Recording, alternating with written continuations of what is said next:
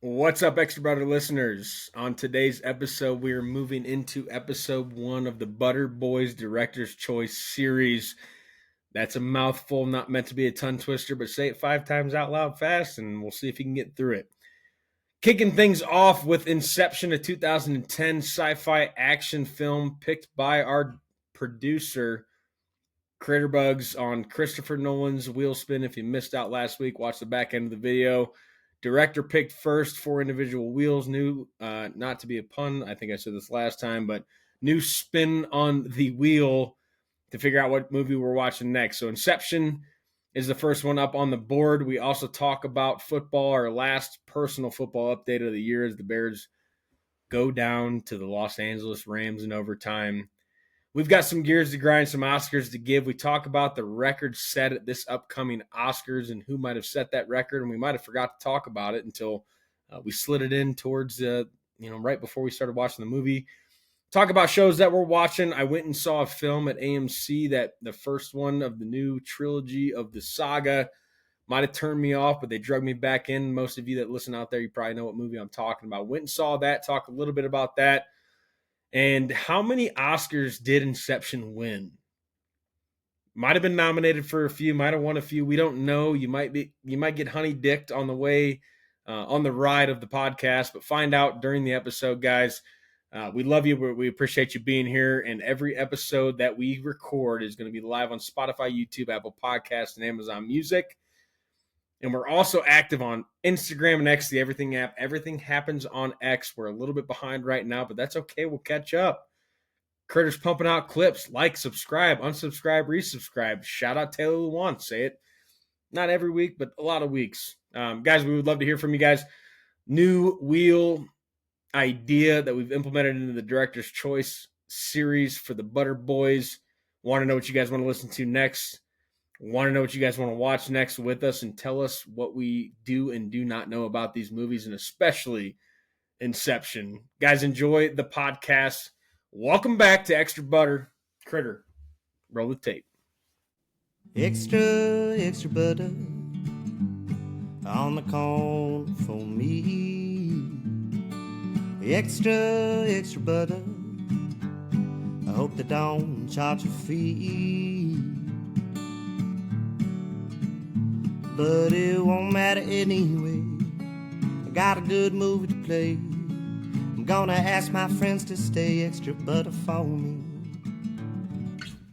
This is episode 41, and by the time you are hearing this, Patty the Batty Pimblett is your new UFC interim lightweight champion. Round of applause for Patty the Batty Pimblett. Haven't talked much UFC on this show, but we are coming to a football finale. One rooting interest left. The one rooting interest was left in the show. Geese, the floor is yours for the Chicago Bears 2025-2026 football season. The Bears. I'll keep it short. I'll get past all that hoorah shit. Yeah, we had a great season. No one expected that first-year head coach. I've said it. You've heard it. Everyone knows it. I'm pissed we lost that fucking game. A lot of people out there, I'm not that upset. I'm upset. We should have won that game. It should have been up 14-7 going into halftime. It should have kicked the shit out of them. There's no reason that had to go to overtime. And I mean, that's the inexperience of that team. Whatever. We should have won that game. But it is what it is. Seahawks are scary. I don't think the Rams have a chance, but that's all I got. They shouldn't even play the game then. They don't have a chance. Yeah, we'll win see. A lot of bets. There's a lot of you're playing on house money as a Bears fan. That's what it felt like. You don't want to be like yeah, you can say that. I said it as a Packer fan 2 years ago, and now look at us. We're 7 seed, and bounce in the first round. Yeah, and you never know when you the need magic to capitalize. You have. Next thing you know, that bill is going to come due. This was our year to test ourselves with the amount of luck last minute comebacks. We had one that game in a position that it just shows you that you can't rely on that to win, especially against good teams in the NFL, because they will capitalize and your season will be over. I thought there was some devil magic going on. I was like, well, they're never gonna die. It was it's our over. I'm just gonna... it's like it was our fucking year to do it, and you guys pissed down your leg when it mattered. It shouldn't have been close. We should have locked down and fucking kept scoring points instead of just being idiots with it. Still a hell of a season. Shout out. Yeah, Chicago still Bears. hell of a like. My expectations I'll have give been him a clap. blown far and far away. Because me and Brendan we ate our words, and you're the last yeah. one alive. So Look, buddy, we won the Super Bowl last year, so you can talk about me eating my words. My team is always competitive at the highest level, and has a history of being so. And that's what hopefully the Bears become. All our coaches, all our like assistant lower end coaches are getting poached right now, which is, it's good to feel that way because you're a desirable team. It's not fun. But it still sucks. No, Philly knows. Philly knows. We lost our defensive coordinator for a head coaching job, which I didn't think was going to happen, but the Dolphins said otherwise. We lost our defensive backs coach to a defensive coordinator job to the Dallas Cowboys. And I think we lost our wide receiver coach or like cornerback coach is who we lost. Happy for him, but especially going to Dallas, it's like, as a player, I'd be more pissed. As a coach, you got to go where you can get paid and get an upgrade. Yeah, exactly. As a player, bro, if you're a fucking free agent and you walk to the rival team, like, you're dead forever.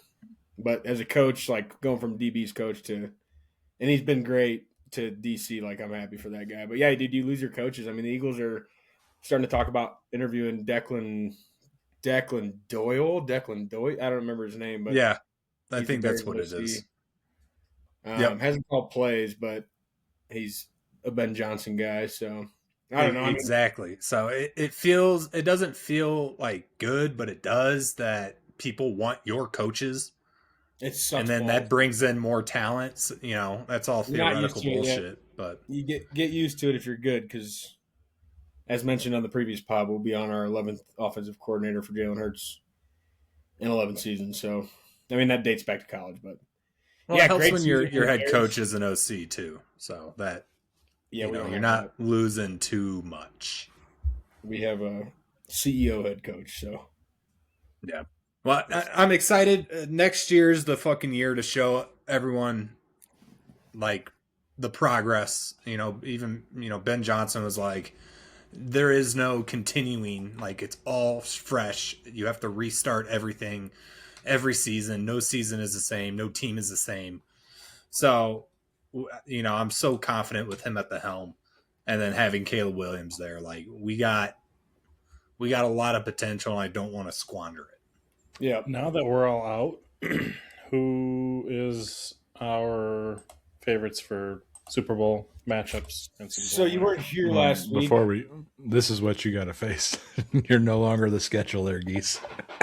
No, our schedule is insane next year, dude. It is all playoff teams. Love that. That's what happens. Yep.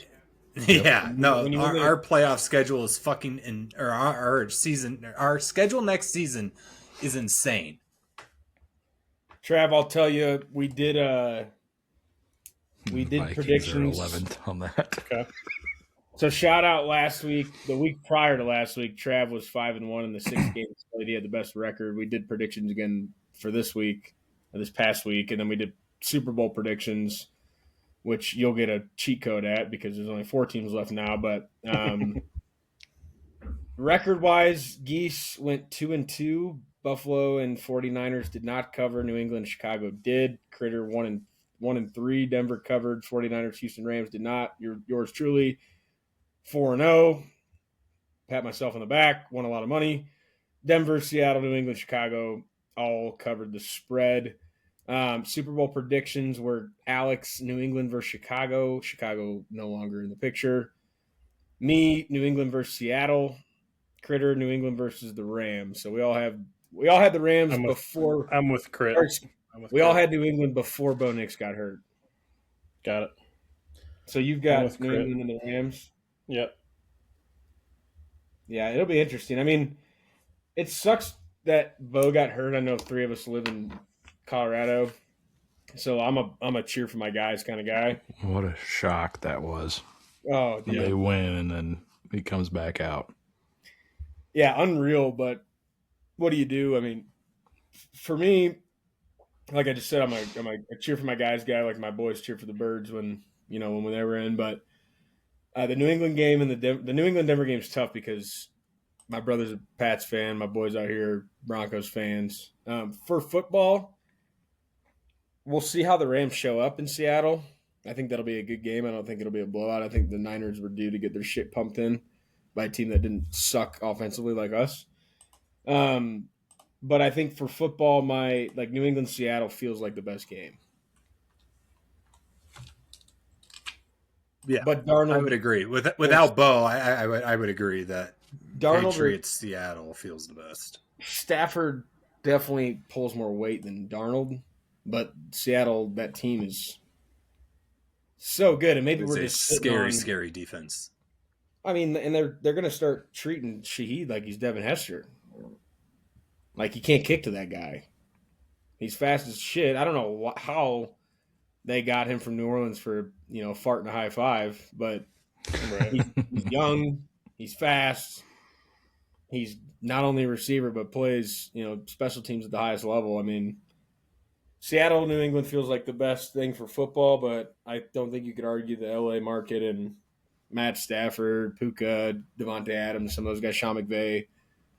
We'll see. I don't know. A lot of options for Super Bowl rematches. I think the only one that would be Broncos Rams. Mm-hmm. In our lifetime, I don't know if they've ever played ever, but in our lifetime, every other matchup's already happened. So Yep. Definitely hasn't been Rams Broncos. No. not I know that for sure. Is it it's at San Fran for the bowl, correct? yeah. Yep. Brand new stadium. Yep. I don't know how Is it how brand new is It's it? not brand new, but okay. Levi's, right? it's Fairly yeah. new. Levi. It is in San Fran, yeah. But we'll see. Yeah, I don't know. The touchdown parlay last week, Josh Allen did not score. Devontae Adams did not score. Hunter Henry did not score. And Zach Charbonnet got hurt in the first half, early exit, unvoided. It definitely would have scored, guaranteed. He would have so. scored. He would have scored. 100% would have scored. Yeah, so 0 for 3 and a void is not great. That's how we do it, baby. We got one Consistent. more. We got one more 2-game slate. I think Critter said, Trev, before you joined the pre-pod, 2 guys per team max. We could take 4 guys in a game, but we can't take 3 guys on the same team. So, final touchdown parlay. We could do a prop parlay for the Super Bowl, but final touchdown parlay this season, or we could do a prop parlay here. Up to you. But I think we do a touchdown parlay. 4 See if we can get touchdowns. one. 4 touchdowns. Last between chance. 2 games. If we hit this one, that would make 0 sense. But who wants to lead off here? Sunday at 1 Start o'clock telling people Mountain. not to. These are who you don't want to bet. And then they Patriots, win. Broncos, 1 o'clock Mountain. Rams, Seattle, 4:30 Mountain Time Sunday. Who's everybody got here? Give me Drake May. Drake May I can't lie, he did flirt my list. plus He was flirting with 290. Plus 290 to kick things off. Geese, Critter, We're you got. we're gonna be in plus 200 territory for like it's give me gonna be hard. give me Kayshawn. Oh, you fucker, dude. Well, I can say it now. I was going to take the Patriots defense, so. Kayshawn Booty plus 280, Drake May plus 290. We're already at plus 1,600 crit. We can either take Broncos or go to the other game. I don't know what I'm going to go with a guy, and I don't know why every week he just kind of intrigues me. And it's not chalk like Charbonnet. I don't even think Charbs is playing. I think he's done. Yeah, he's done. Give me AJ Barner, tight end, Seattle, plus 180. So you got the pick of the litter. Pick of the litter here. I Chris. do, but at the same time, it's like shit. Who? AJ Barner, Seattle tight end.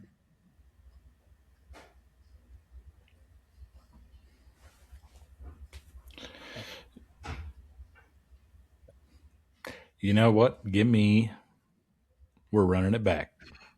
Give me Devontae Adams. Get his ass to the Super Bowl. That is going to be plus 120 for a plus 10,100. I just $10 I really wanted to go. I'm going to throw Cortland Sutton on a little solo just to get it out there. That's a plus 260. Backup quarterbacks love the number one receiver. We've talked about that before. Plus 10,000 on the parlay this week for the guys who haven't won one all year. No idea how we don't hit them. We will find out. Yeah, and I think this one's a lock, right? I mean, if you're talking locks, feels like a lock.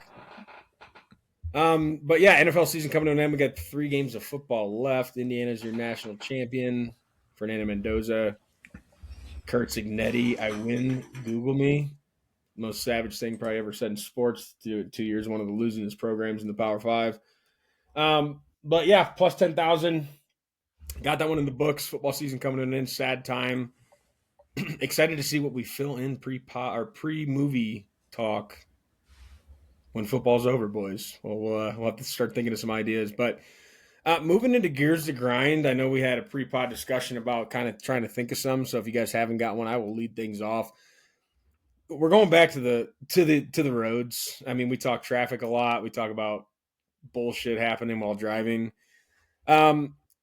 Kind of a twofold. The first one, they're the same thing, but I think they're different. This happened to me a lot this past week. When semis are just parked in the road in a lane, and like you're driving, I get it because like there's not really much there's nowhere else for them to go on some of these roads I'm talking about. But like, I was driving home from work the other day. I left late, had to finish something up. It's like 6:15, and I'm just stopped dead in my tracks in the right lane because there's a semi just unloading at this bar or something.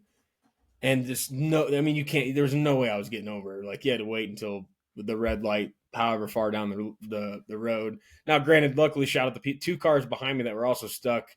We kind of like weave together. It's not like the dickhead in the back tries to whip in and cut you off. Like we all kind of. He pulled out, and then the car behind, like we're all turning at the same time. Like it was a good merge from the 3 of us, but it just sucks ass, dude. Like long day work, leave late, and then there's just a semi parked in your lane, and by the time you get there, it's like there's no room to get over. The one that pissed me off more, and it didn't cause me to stop, because it's on my neighborhood roads. So it's not like heavy traffic, but the Amazon or the FedEx or the UPS driver that pulls like across the street in the wrong direction and stops their car. Like, dude, just pull it over on the same side and then walk across.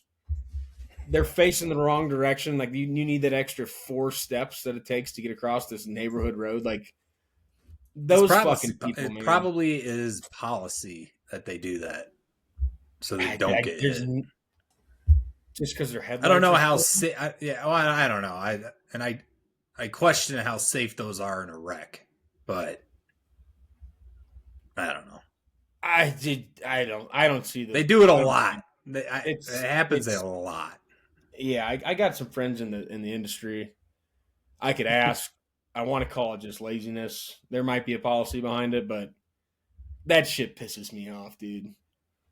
Like, you think a car, like if you're driving, I mean, again, it's a 25-mile-an-hour road, not a lot of traffic. There's headlights like right at you. You're like, what the fuck is this? And you go and you have to pull around. You can't see around them depending on how they park, so you kind of pull out and hoping there's not another car coming. So it's not high-speed traffic, but that shit just drives me nuts, dude. Anytime a car is just stopped in the middle of a lane, Even if One the better car's in the middle even of if an the car's interstate. dead. I saw it this Yeah. week. Semi just broke down in the middle of the interstate. I don't think it was like 20. That's different. I-25, but it Breaking was. down's a little different, but still get it off the side of the just road. like, shit. That'll That's get annoying. people killed. In the interstate, Yeah. that'll get people killed. I think what else could be annoying about it is like if something happens, like you get in an accident or something, like it's not your fault, it's not theirs, it's just pain in the ass. Yeah. You know, just puts it in limbo. And well, it's one of your fault. It's not their fault. Like they're probably not liable for that shit. Right. I don't know. Yeah, it pisses me off. Anything on the road inconvenience on the road will piss you off. That one just happened to happen to me multiple times this week. You guys got any gears, or you guys have pretty good weeks here? I had a good week. I can talk about TV and shows. I forgot about telling you guys about this before we I got think I might have one. Binge. Real quick though, Trav. Oh, you got gear. Little gear. You guys have lived in an apartment. Mhm. You got the little entryway, stairs, whatever it is. You share a hallway. Yes, it's cold as shit right now in Colorado, but no excuse to you bag your dog's shit. Great. Bravo. Why is it in the hallway? Oh. Yeah. This happened. Oh, no. This happened literally right before we recorded the pod. Oh no. What in the No like, reason. why is it like you did the trouble of bagging it? It's the last 10% of what you have to do. Literally, You just- like that's like you pass it on the way in. like you're gonna leave it there to when you leave to take it. Oh just- no, it's gone now. Yeah, we left them a I'm note, sure like, that don't do that again, and I carried it out myself because it was bothering everyone in the fucking It's complex. Did they Like, tell you God, that? it had to reek. yeah, carried it out myself. And Dude. and Lindsay wrote a note. I was like, I'll drop it there. I was like, let's just take it out ourselves because it may Should have never brown leave. bagged them. Should have brown bagged them. Interesting. That's gonna hurt you too, though. What? And then I took Ace out, and he took a shit. And Lindsay goes, "You should have just traded it with Ace's shit." No, Dude, even just today, like stupid, man. our garbage and recycling's on Fridays, and Ivy went out and it was cold as shit, light dusting this morning, snow. She like got frozen in the yard and like was doing the paw in the air thing and couldn't move. So I went and pick her up, put her on the deck, and she just shits on the deck because she was playing shit, but she She's got tiny. stuck. It's like So then fucking she got Hershey. back. She got back on the deck and then shit, and so I like scooped it up, and our garbage Little can was Tootsie out Roll? front. Our garbage can was out front. I bagged it and just like threw it where the garbage can goes. So I'm like, I'm not gonna put that in my house. Like that's basically what that person did. Mhm. Bring it inside. Well, this dog is a big. It's not as big as Viking, but it's like a husky Ugh. or like Yeah. husky Big adjacent. steamer. Brendan, this might. I This I might be a shouldn't little have picked weird, it up, and but left it.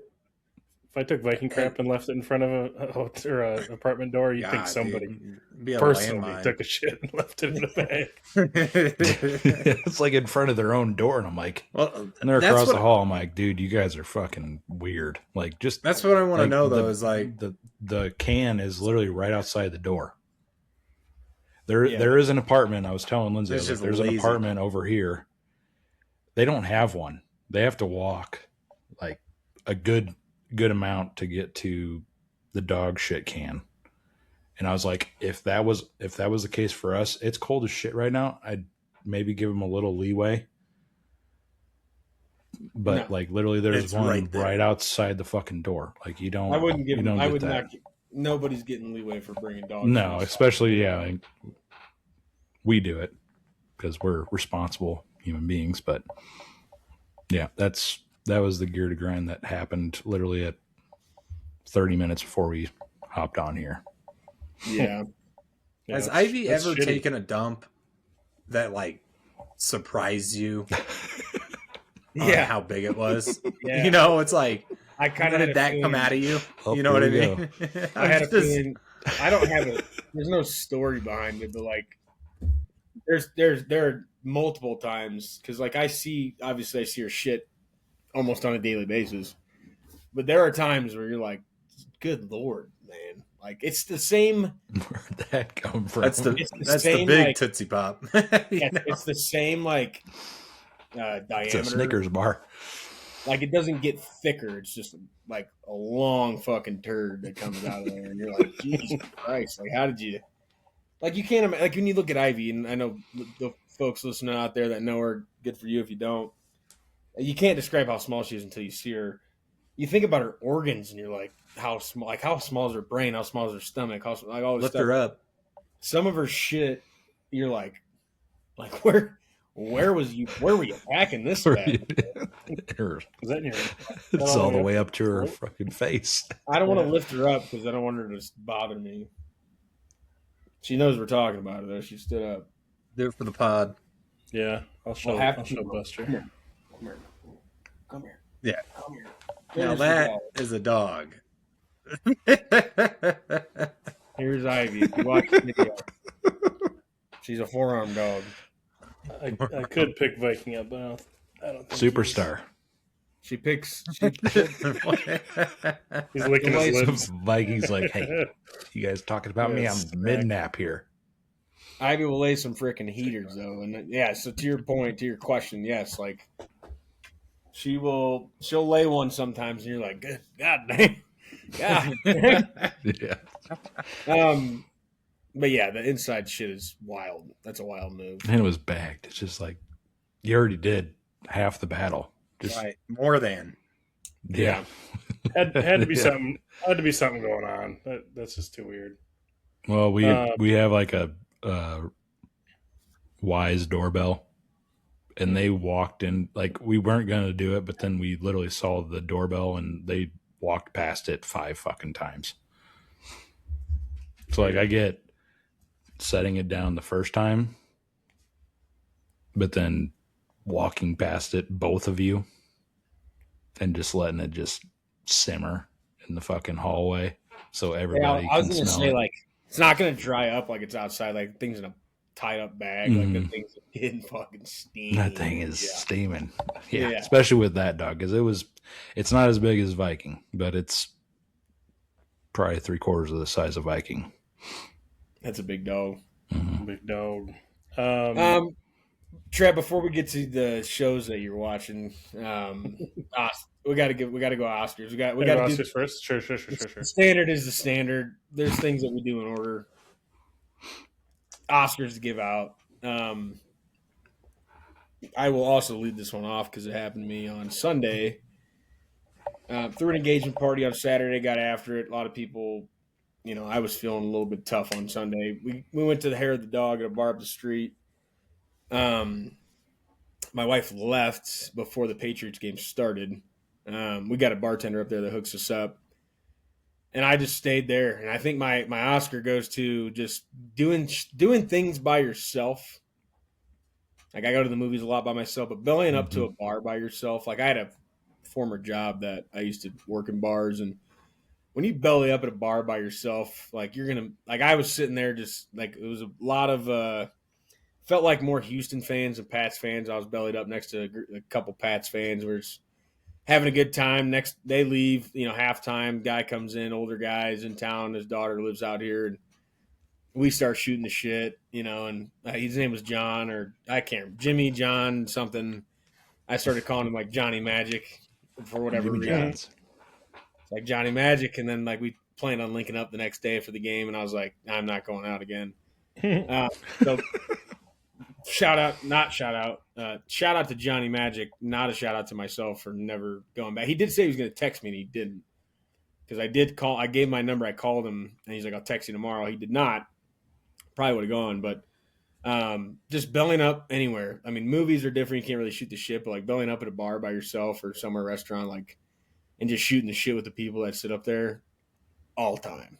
Shopping by time. yourself is fun too. Yeah, anything by You're in yourself. control. Yeah, it's like you can spend as much time as you want, as little time as you want. But I've always had a good experience. I've always had a good experience, like at a bar by myself and just meeting some people, shooting the shit. Like I'm not going to be out of my comfort zone. Like, so if you don't do things by yourself, you got to do it. You're missing Once out. you do it, you'll never be worried about doing it again. Totally get the anxiety behind it, though. Yeah, But once you do it, you just got to do it. Nice. You just got to do it. Hunker down. My Oscar is going to go to Amazon delivery guy for delivering 2 decent-sized boxes to our place. And all I heard was thud, thud up against the wall next to our front door. I'm like, all right. He definitely carried both of those when he could have carried one at a time. But I'll have to check the camera and see how he was doing. But shout out that guy. We got 2 of those like living room like walking pads, like the small treadmills to do while you're watching TV. Try it out there. Not light. Not light. Not a convenient sized box to carry. No. We have those in our office, and I've moved them, and yeah, it's not a convenient like carry, move, pick up, none of that. Pretty cool though. They are nice. They are nice. My Oscar is going to the Chicago Bears. I have not had that much fun watching a football season in a very long time. So shout out to them. How about the 0-1 record? Your quarterback is 0% winning percentage in the playoffs. What? 500 in the playoffs. Caleb Williams? Oh, so all right. Oh, they are. They are 500. Sorry, I'm retarded. Yeah. Thanks for making me revisit that. Go ahead. I was like, wait a second. He did think about it. I just thought it was 0 for a second. It's 500. It's 1-1. Like, yeah. Bro made it. So is Jordan Love's playoff record too. I didn't mean to take a shot at you, Chris, on the Packers. I just no, I know. No, I'm just first round and my brain is eliminated, just gone. Gone. So to me, he's one. Jordan Love was also 1-1. So yeah, he is right now. He was. Oh, he beat the Cowboys and then lost to the 49ers, and now he is now 1-2. He's 1-2. He's 1-3. 1-3. 1-3. Oh yeah, we beat him last year. Yep. Forgot about that. Which that was just AJ McCarthy running has to not a lost fucking in the freight playoffs chain. yet. Has not. Undefeated. Has not. Fact or fiction? Jalen Hurts has lost in the playoffs, but he's also. We'll stick with football though. So my Oscar is going to go to the Indiana Hoosiers and the LA Rams for eliminating my season from hell. Thank God. We are not. We can watch the NFL playoffs and now college is over. We can just sit there and watch it, and we don't have to sit here and hate watch it. I was hate watching the national championship game on Monday. I was like, please, please, please. And then all of a sudden, like, they had a chance at the end. I was like, no fucking way. Yeah. Shout out Indiana Hoosiers and the LA Rams for. Could have been a real bad weekend for you. Yeah. Trev, you've been dying to tell us about. You've been dying to tell us about binge watching the show, so we got to go to you first here. Not sure if you guys have seen it or seen previews or anything on The Pit. It's kind of a. I've seen that title. I have not clicked on it. It's seen the thumbnail. Yeah. New ER type show. I think they even got sued by the maker of ER back in the day because it's so similar. Very good show. The lead actor is a guy who played a part in the old ER. I don't know how big of a role it was, but he's a very good actor. Highly recommend the show. It's basically the full season is like each hour in the day of the ER. And there's new interns, there's new doctors, there's Noah Weil. Very good. I really can't. I don't really. So each episode is an hour of the day. Yeah. Uh-huh. Yeah. It doesn't go like full hour, but like it represents what happened in that hour. Very good. They're on season 2. the most recent episode 3 of season 2, just came out last night, and we just watched that while walking on the walking pad. So very good. Highly recommend. 250 episodes on ER. Nice. I thought you were going to say, because I have not watched this yet, but the Night of the Seven Kingdoms, or A Night of the Seven I will be Kingdoms. watching that. I tried to watch that. Lexi turned it down. I haven't watched I will it yet. be watching that. The shorter episodes are like 30 minutes. Yep. Yeah. I don't know how I feel about that. I'll be honest. I'll watch it, but The new Ashton Kutcher show is out too, by the way. is it What called that The one? Ashton Kutcher Show? Yeah. No. I don't know what I it's called. actually didn't know. I wasn't Basically, you get this like could see him having a show called The Ashton Oh, Kutcher. Beauty. called Beauty. Basically, they get injected with something that makes them physically like beautiful, but it ends up being like a virus, and there's like murder in it, and like people losing their fucking minds and It's shit. like a Black Mirror episode. Beauty yeah, is pretty- yeah. It's got the dude that played Dahmer. Am I wrong I can't here? think of his Let me name. see. Yeah. So I gotcha. pumped to watch that as well. That's Dahmer. No, Go to the cast. like I'll tell you. it looks Where's like the cast? Dahmer to me. Yeah, that's him. Yeah. That is him. Haven't heard anything about that Where the show. fuck is he from? I've just been seeing I've like seen the it, trailer of it and everything. I have It seen it. looks You haven't like, watched it. No, it's Oh. it's on the list. Oh. Hmm. That's We kinda watched what- Fallout. I haven't need to watched catch up season 2. I need to watch season 1. Latest episode doesn't really get you anywhere, but still, like it's coming. It's Very so good. bingeable. This second bingeable. season is so good.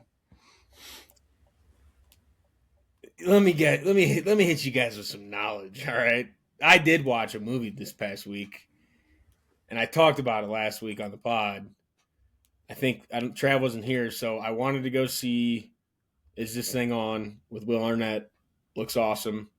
Was going to go see it tomorrow, and because plans have changed, I am not going to see it tomorrow.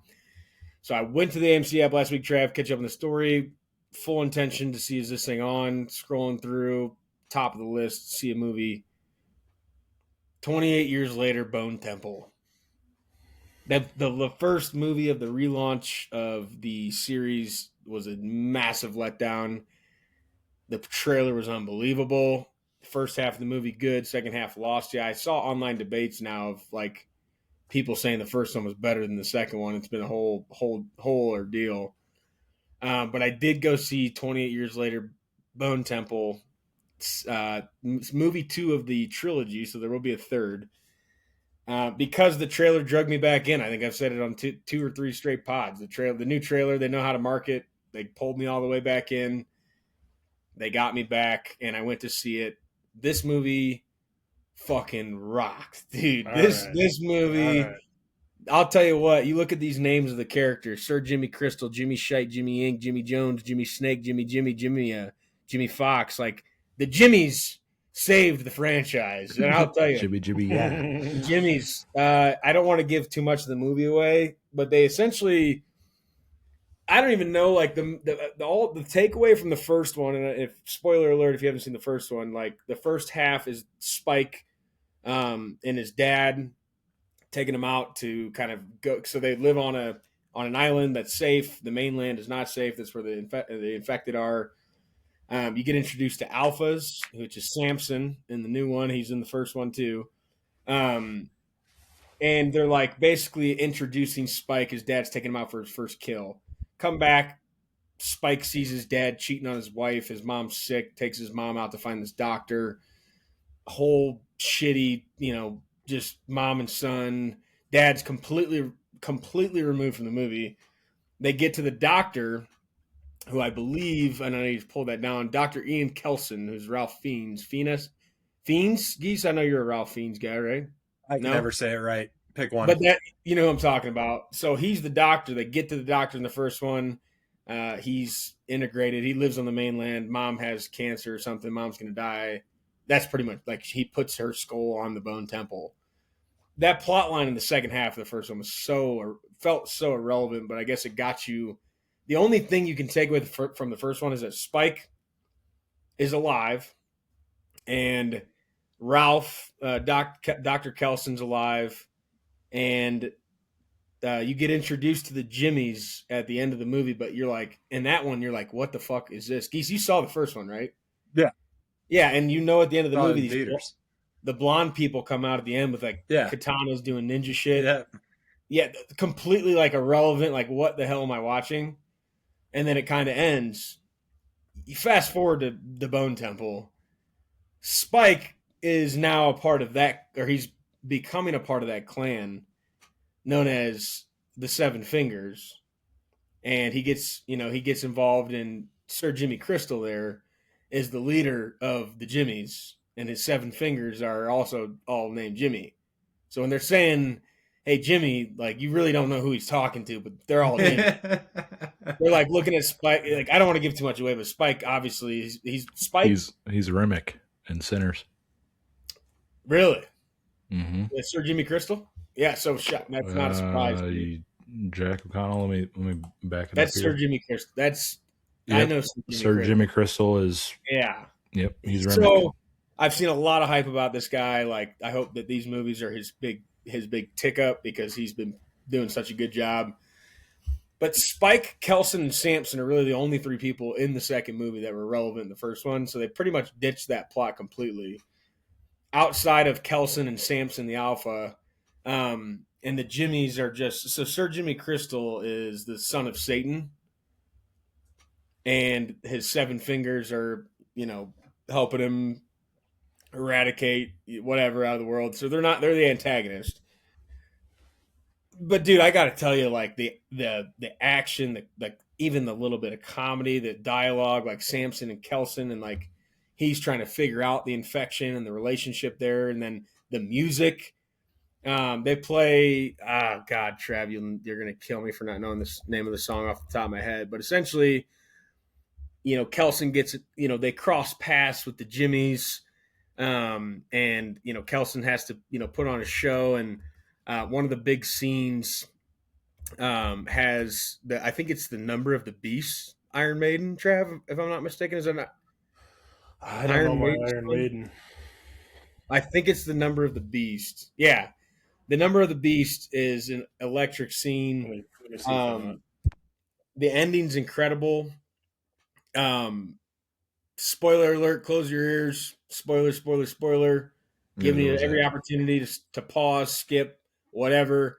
The first 28 Days Later movie, Cillian Murphy's kind of kickoff as Jim. Shocker, his name's Jim. They bring him back, so not to give you away how he comes back involved or what his role is going to be, but like he helped direct or produce this movie, and they're going to bring him back for the finale. It's like everything. It worked. The movie was awesome. I think I gave it a 4 or 4.5. Like I didn't rate the first one because I wasn't on Letterboxd yet, but I'm telling you, if Geese, you have to watch the second one because you're going to be like night and day difference. I think maybe I'm wrong, but I think this one delivered, and I cannot speak highly enough about it. And maybe the first one was a full setup for this trilogy finale that they're about to have. I don't know when it's coming out. They co-filmed these first two with different. I think because Cillian Murphy had nothing to do with the first one, but he helped direct or produce the second one. And I know we talked about it offline, but yeah, this one was awesome. The Jimmies help save this franchise, and that'd be a good Halloween costume for a group of people. Oh, dude, yeah, just blonde wigs. Who are you? I'm Jimmy. I'm Jimmy. Who are you? Jimmy. I'm Jimmy. Jimmy. You can just write their names on their back. You're literally Jimmy. Jimmy. And like this very relevant song, by the way. After listening to it for a second. Yeah. Oh, dude. And like if you watch the movie and like the scene, like the setup, everything about it, very, very, very cool. And just an awesome shooting, like cinematography, like the whole works. Like that whole scene is awesome. But yeah, like not to give away anything, but like the beginning, Spike's kind of getting brought into the Seven Fingers, and like he does, and they're like, what's your name? and they're all looking at him, and he's like scared to talk, and they're like, I think it's Jimmy. And like, at that point, I didn't realize they're all fucking Jimmy. All of them are Jimmy. So this one was great. That guy, I can't remember his name, but he's Sir Jimmy Crystal in the movie. Dude. So they're doing down, a movie. Are they doing like? I wouldn't call it a TV show, but the first one came out in what, June? That you reviewed, and then this one came out in January.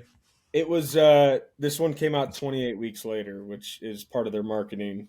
But they don't have a set release date, I don't think, for the third one. So everything they've done has been awesome. The first movie for me did not deliver from start to finish. This one, I'm telling you, for those, and like I said, there's debates. Like, I actually like the first one more and all these pieces of shit out there. But the second one, dude, if you had a sour taste in your mouth about this series because of the 28 years later, I promise you they'll bring you back in with the Bone Temple. So awesome movie. I'm gonna see a screen unseen on Monday. I missed the previous because the College Football National Championship. It was Mercy with Chris Pratt, and I think I predicted that it was bad reviews, like 1 stars across the board. Yeah, Which one is that? It's called Mercy with Chris Pratt. It's like an AI. Yeah. They got 1 star. I don't know what they got. It's 20% on Rotten Tomatoes.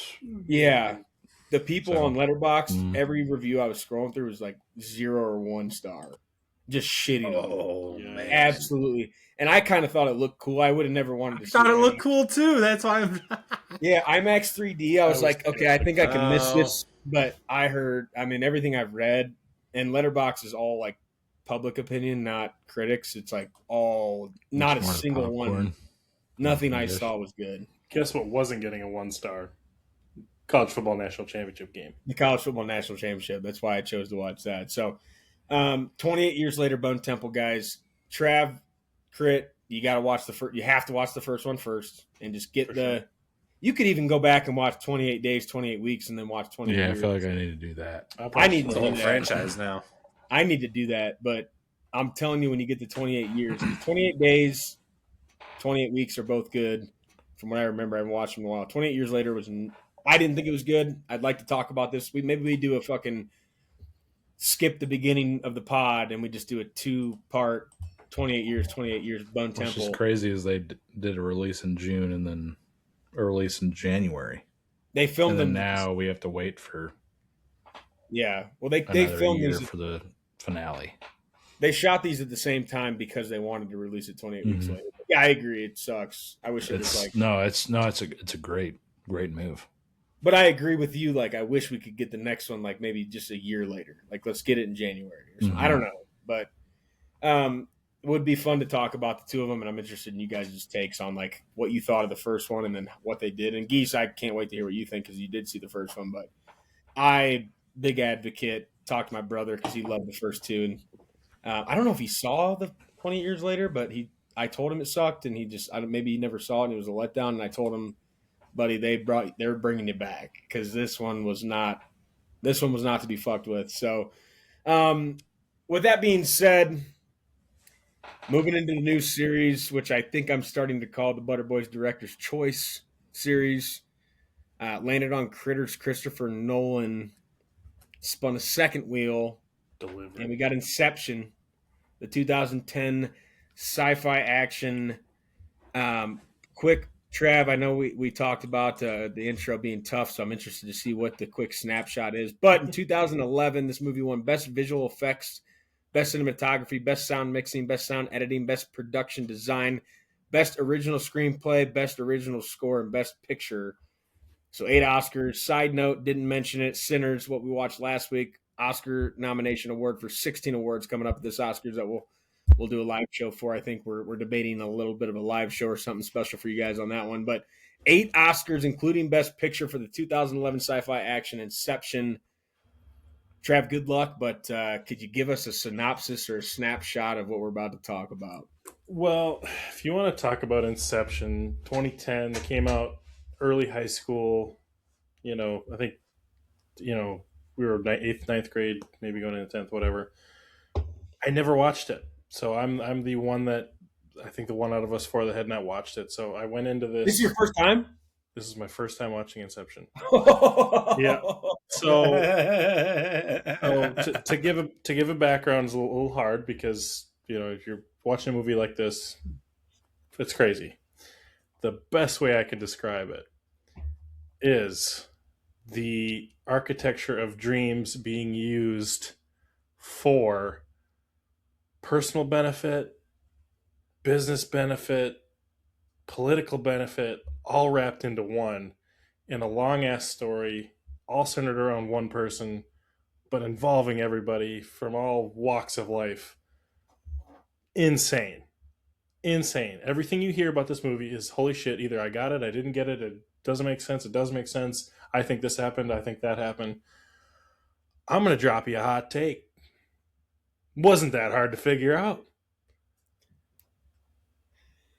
Wasn't yeah. that? I've watched it once. Let's hear it. Let's hear it. I paid attention the entire time. That probably helped. Yeah. You know what I mean? Now, what questions do people have about the movie? That's what I'm prepared to answer. I would like to start off Is by he- saying, because of what you said, because my take is, I would say, completely different. And my take on it was, you hear terms like, NBA expert or football expert or movie expert, and you're like, how do you get that title? What does that mean? Right. I think you have to be a movie expert or a experienced movie watcher, an elite ball knower to get this movie. Like, not to get it. I think if you watch it, you can get it. But you can get lost very quickly or not care or check out. Like, you can easily be like, you can lose your sense of what the fuck is going on very fast. You gotta be locked in. This is a movie expert type of movie. This is a five-star letterbox For sure. For like, sure. immediately 5 stars. Definitely. But I think it's an elite ball knowledge movie. You gotta be locked in. You gotta know how to. You gotta be a movie watcher. Because if you take a piss and you don't pause, or you get on your phone to check a text, Cooked. like, you can be cooked very quickly, very quickly. So I guess my ego's at the door. Well, let's just say that. I'm not saying I'm smarter than anybody else and I got the movie, you guys are all idiots. What I'm saying is what's everybody's issue with this movie and how do they not get it?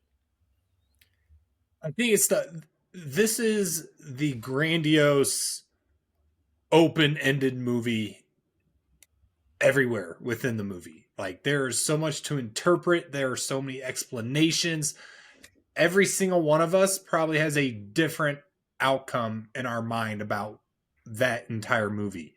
And yet at the same time, we're all correct. And I think that's where a lot of the confusion, like, to your point, Trav, I'm with you. The base understanding of the film, if you pay attention, is very straightforward. But then you start getting into the film is actually a metaphor about film.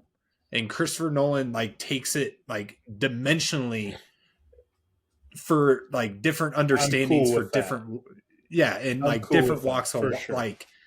I think the biggest thing is he dreaming at the end or not? Yeah, I think I have that answer.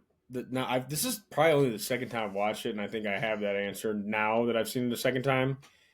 But I just think, yeah, I mean, if you're locked in the whole time, you can get it. But I think it's, like I said, it's very easy to get lost. Like, very sure. easy, you can get lost in this movie. If anybody's listening to this and hasn't watched the movie, stop. Yeah. Stop. Go watch the movie because this is going to make zero sense and maybe be less entertaining. Maybe watch it twice. Maybe watch it twice. It's probably easier to watch and talk about it together than it is to explain to somebody else that hasn't seen it what this movie is. Yeah. Like, this is a very hard movie to be like, So, essentially you've got these you, you've got these extractors, right? And they're going into these dreams to get into your subconscious. And then, from there they've got these, protractions or projections, and you might have to go into another dream. And then there's 3 layers, but there's also limbo. So you could go into the 4th layer, but you can't wake up from that layer unless you wake up in this other layer. But then there's the guy in the first layer, he never went to sleep. So he's still operating, but the time difference is you got 10 seconds to 3 minutes to 10 minutes.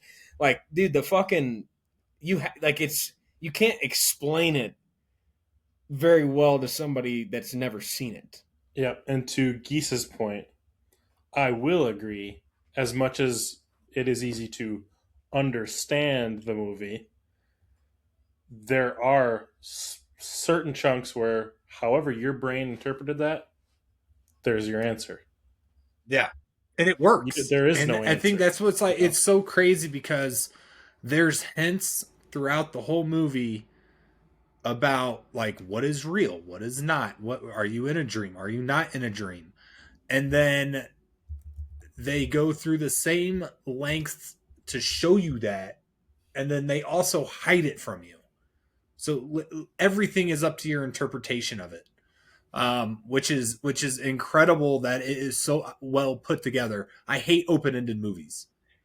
This one works, and it doesn't matter if you're right or wrong because the rest of the movie is so well set up that you understand where you're at. I don't know every Best Picture award that's ever been given out, but what I do know about the Best Picture award is that a lot of times, and for those that maybe don't know, Best Picture is essentially the best movie of the year. It feels like a lot of times the Best Picture movies have some sort of political, religion, some sort of like outside of what you want. Like maybe you don't. We want to just watch a movie, get engulfed by it, come here and talk about it. I feel like a lot of movies that are up for Best Picture, and like this one won Best Picture on my wheel at the back end, Parasite. That one has, the deeper meaning of, I don't want to ruin it if you haven't seen it, but it's essentially kind of like classes and whatnot, and like, monies matter, and like these different classes of people. Last year was Nora, and you've got a sex worker, and like, these meaningful things. This year, I know, I think One Battle After Another won Critics' Choice Awards, but Sinners is up for 16 awards, record setting. A lot of religious, Black history, a lot of different cultural things about it that are bigger than movies. I personally, to me, and I could be wrong based on what you guys might have read or seen. I'm not wrong in my opinion, but like there could be more to what I'm seeing, or what I more to what I saw. This one didn't feel like it had that. Like it didn't feel like it had the religious or the male female or the historical context. Like I know you just mentioned like movie making, which makes sense, but Yeah, but it didn't feel like it had that political element to it as to why just this movie a piece. won Just a Big piece. I feel like if you were to relate it, it's like philosophical. So like getting into that's not really political. If I'm you a philosophy like, major. if you are you actually? Yeah,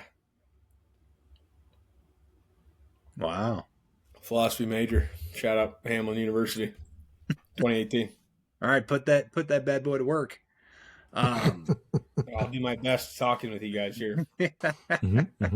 But it explores concepts of the inner mind, and you don't really make that's not really political. Like there's no or like doesn't really relate to anything outside of it's your mind, it's your dream. It's maybe their goal. Maybe their goal in trying to convince him to split that up has geopolitical ramifications. There you go. That's it. Like that's it. Yeah, that's all you suck it. Most of those other movies I mentioned, though, you can point out scenes or moments where it relates to like a today problem or a hot topic cultural question or something that's in the media where I don't remember 2010 or 2011 like what was going on in the world, when I watched this movie again, I didn't feel like there was anything that was related to a hot topic, hot button issue. It's all made up. You know, Exactly. So like to win it's Best all made up. Picture, like this felt like I was watching a movie, which I intend to do every time I sit down, and I didn't have that moment where I was like, oh, this is, women's rights, or this is, black versus white, this is middle class, lower class, upper class. Like it was just a good movie and it deserved Best Picture. I don't remember the other movies that went up against. We could probably look it up. Yeah. I'd be interested. It lost to King's Speech. Huh? 2010, it was nominated for Best Picture. I saw that Academy it won Awards and lost to King's Speech. Go to 2011 Oscar Awards. I think it won the Oscar in 2011, because if not, I was lied to and I said it won 8 awards and it didn't. But I thought, I don't know when it got released, but I thought the 2011. If it was released in 2010, it should be in the 2011 awards. Yeah.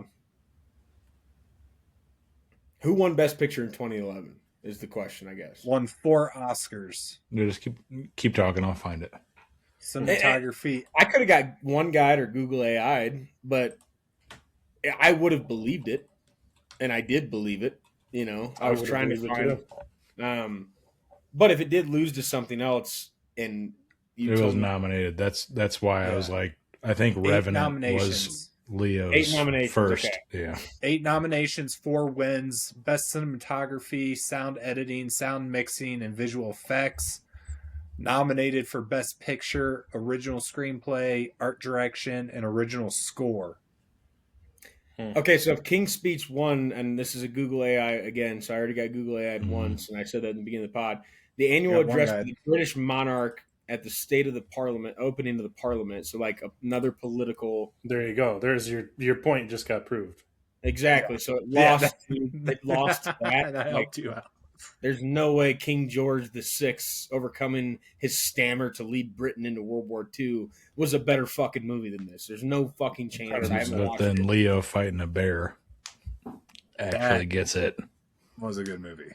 Yeah, it was. But that's what finally got him over the hump. Yeah, which he should have won for Titanic.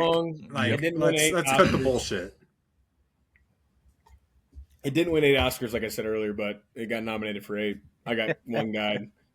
But I would have believed, I did believe it. I would still believe it. This movie should have won Best Deserved Picture. it. Yeah. I haven't seen King's Speech. But I think he's told me to see King's Speech. Everybody's told me to see Inception. Yeah. To the point, Exactly. I think I think it strengthens my point, like you said. That one's political. There's always another draw into what wins Best Picture. I haven't seen one battle after another.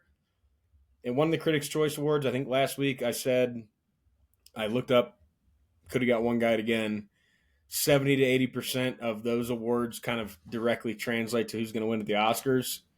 So we didn't get to watch it in the Best of 2025. We put it on the wheel, but if it wins Best Picture, I'm going to watch it immediately and find out what hot button issue, hot topic issue did this one hit to beat out something else. But Sinners did the same thing, so I don't know. We'll see. But I think this one deserved it.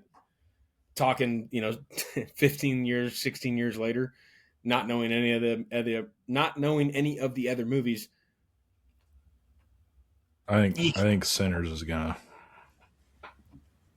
It didn't do win at very the critics. well.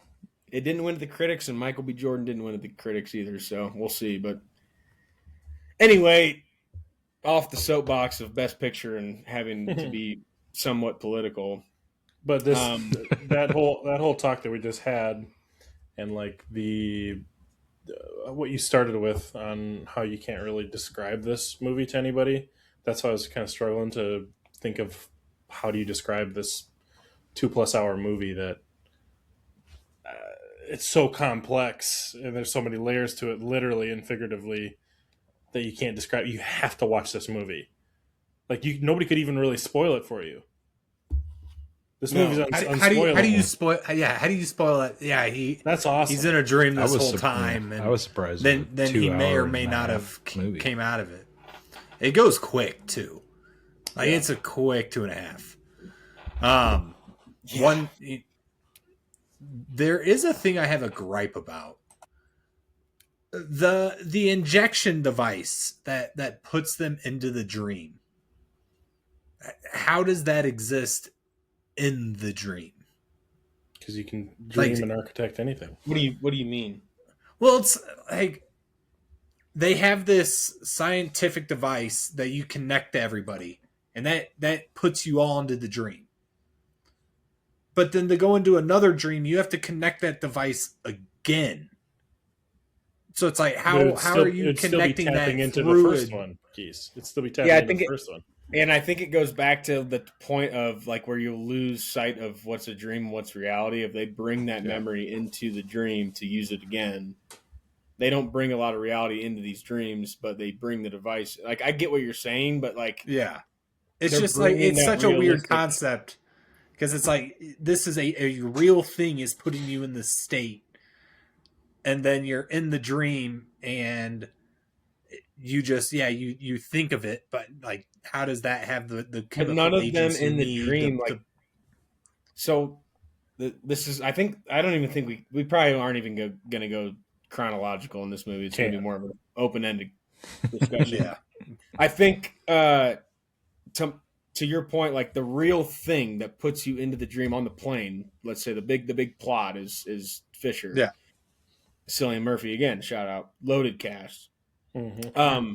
The real thing is whatever that device is called, and then in the dream you're like, well, they don't have that real device. None of them are real. They're all not real. So it's not just the device that's a dreamed up thing. It's like so are them. Like they're all.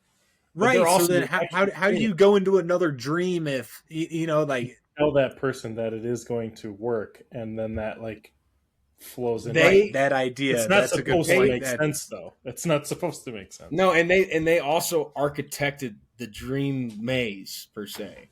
So they Right. put that device somewhere in the dream, knowing where it would be, and then they get it again, and like none of them are real. Yeah, and that's kind of what I thought. Mine was just more like that is a chemical agent that is physical, like that is going into your bloodstream. And I guess that if that's your understanding of it in a dream, then it works out. But and you're just it is another level of subconscious. So I think get there's it. But more- that was like the only thing I could bitch about because I loved everything else. I didn't write any gripes down, but I feel like there would be more things to question than that. Yeah. I think there's more things to question than that. I've got a let's have a Q&A pod. I think that's I was Yeah. right down the same Q&A line. pod. I thought this idea was awesome. I was curious what you guys thought about it. And the concept of in the dream. So I'm going to go back to I think it's Ariande. What was that girl's name? Ariande, I think. Yeah. It's Greek or Roman. Yeah, It's Greek, I Ariande. think. Mhm. So Dom goes back to Maul's dad to find another architect like himself, because you learn early in the movie their architect gets taken, whatever, they failed the mission, then they get offered the main plot of the movie, and he goes back to Maul's dad, Mal, whatever, to get a new architect. He was the teacher, he taught him everything he knows. We come to find out why Dom can't be the architect, all this good stuff. But the question I'm trying to get to is Ariande gets in, they get her involved, they go into the dream, and very cool scene of, in the dream, you can never remember how you got here. And, she realizes she's in a dream. My question is, what did you guys think of the way they portrayed your subconscious, where the projections were all, normal acting people or whatever you could see. But as soon as that person started to realize things were kind of off, they all fucking turned on you. I love that. I don't know why. I think that's the best way to do it. And the way they described it as like white blood cells, like it's You're it's a the- virus in my mind. right. Yeah. And it is the best way to have conflict within the premise of being in a mind. You're not harming it. They're just projections, but they are active, and just having a bunch of NPCs running around that could, it's Matrix, right? It's very Matrix-esque. Yeah. And I like that point when she's like, so, they're going to attack us. He's like, not me. Not us. Just you. you. Yeah. And they did. But I thought that was so unique. And The rules that they made for this are just so fundamental that you can apply it to the whole movie and it works. You cause a bunch of changes that attracts attention. Now you're getting forced out.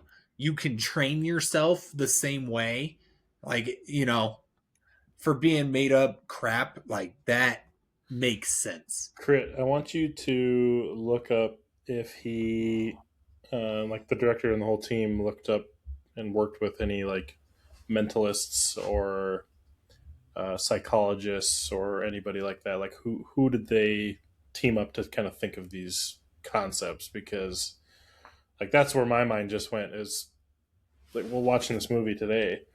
Like the Oz guy, Oz Perlman, like how he's able to quote unquote like get in your mind and figure out what you're thinking. I think that has a tie to like the architect. Like I'm kind of feeding you the things that will now give me the answer that I want you to say, or like I did beforehand. Like everybody can think that that's real, not real. It doesn't matter to me. I think some of it is. I think some of it is not. When it comes to magic and mentalist stuff, Yeah, but like when they implanted the code, give me the first, what was it, 8, 5, 6 numbers first that 6 come to numbers your that head, come to your mind, yeah, and then they go into the deeper level, and then that's there. the numbers. Of course it is. Yeah, it doesn't matter, right? It was going to be it the whole time, Because he put that idea in your head. It's like, right? my thought on the projections, though, the best scene with it, like I think with Ariande, is when you kind of get the chance to understand why or how, because in the preliminary scenes of when they're in the dream, you see this shit start to happen where it's like chaos is happening. You don't really know why. right? But then You just they know like it's explain it. caving. Yeah, they explain it with that scene with Dom and Ariande. But the coolest part was when they activated playing Mr. Charles, and he starts to basically tell him he's in a dream and I'm here to protect you. And then every slight interaction that they had, every dialogue piece they had would turn heads, and then he knew he had to fix it or like say something else that would kind of Steer it, yeah. relieve the stress of like, this is odd, and then everybody looks at me, and then I have to find my way out of this, talk my way out of this, say something else, and then they would all kind of disperse back out to going on their days. Like that scene at the bar when we met Mr. Charles, that was the coolest. It was, let me explain it, or let me show it. We don't get it. Let me explain it, and then let's have a scene where we enact it, where you could see the dynamic of how he's trying to play his cards right, because he knew if he said anything quite too off, all hell was going to break loose. The whole mission was canned. Right. I wish this movie could have been 3.5 hours, and I think I still would have liked it. Like, there's some things that I think they didn't need to go into more depth, but if they did, I would have been really interested in how they did it.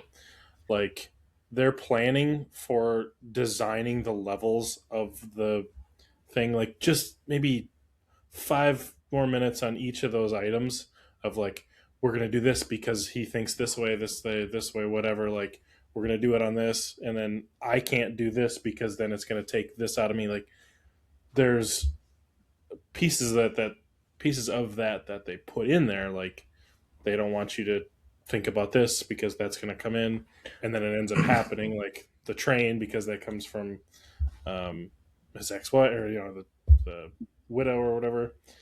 Like, just a little bit more of that. I think I would have liked the movie even more, as much as I loved it already. I agree, because I think they give you pieces of it. They give you enough to make it make sense, because you still get the levels. You don't get the design aspect of it, but you get the levels when Ariande follows Dom into his dream when he's doing his self-dreaming, and he's got the elevator that kind of takes him through his layers of his dream world. They also do it when Dom can't see the design because he knows Maul's going to infiltrate it. He Yeah. knows she's going to show up and give up the plan because she's stuck deep down in his memories. They show you again when whoever makes a mistake, right? They get into the first dream with Fisher.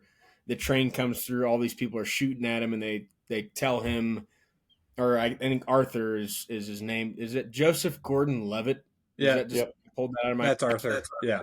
Yeah. So he's in charge of all those details in the first dream they're getting shot at, and he's like, "Look, he was subconsciously trained for this moment because they knew this technology existed." And he gets pissed off that he didn't know that. Like, they give you a little bit of what needs to go into developing the best case scenario of this heist is the best way to put it. But they don't show you all the back ends of what they show you a little bit of, the forger, Tom Hardy, going out and being able to kind of go into the dream world and become somebody else and kind of shape shit. Casting. Yeah, absolutely. Perfect. But they give you all these different characters and their titles of the forger and the chemist and the architect. So good. But they don't have. And I don't know if you guys have seen Money Heist, but it's probably the best comparison I have. All they bad don't guys do too. the scene, huh? It's all bad guys too. Yeah. Well, Money Heist is a TV show on Netflix. Yeah, if you haven't seen it, you should. But they have a scene where they're kind of they're talking about the plan and they're giving you the foresight of how it should work and what would happen. Then you flash back to the moment. This movie could have added another 30 minutes to an hour and gone through the plan, and then they still could have showcased how it played out the exact same. How it derailed. Yeah. Yeah, absolutely. But it could have given you that classroom meeting of hey, Ariande's up. Talk about the layers. Talks about the layers. Goes through them. Go to Tom Hardy. Like, hey, the forger, Eames. Like, here's what I did. I interacted with Brownie, and I'm turning. And they give you some of it, but not all of it. 30 seconds. 30 seconds each. Yeah. Like that Just could have been 3 minutes each. A quick classroom setting of here's how because a lot of heist movies or TV shows do that. But I agree with you. I think they could have extended. This movie could have been 5 hours, and I don't think I would have cared. Yeah. Could have been a sequel. Just I don't know. Like yeah. But to the point of it being open-ended, like if you did that, it would kind of give you a little bit more of okay. Well, I think it'd be a cool TV series. Mm-hmm. Yeah, it's like each episode is a different job or something like along those lines. It could be a 4-season. I don't agree with that either. 4-season. Maybe because then it gets drawn out. Then it gets drawn out. And it's a little too much. Yeah, I don't agree with that either. I think the movie could have been longer, I guess is what I'll say. I don't think it could have been a TV show.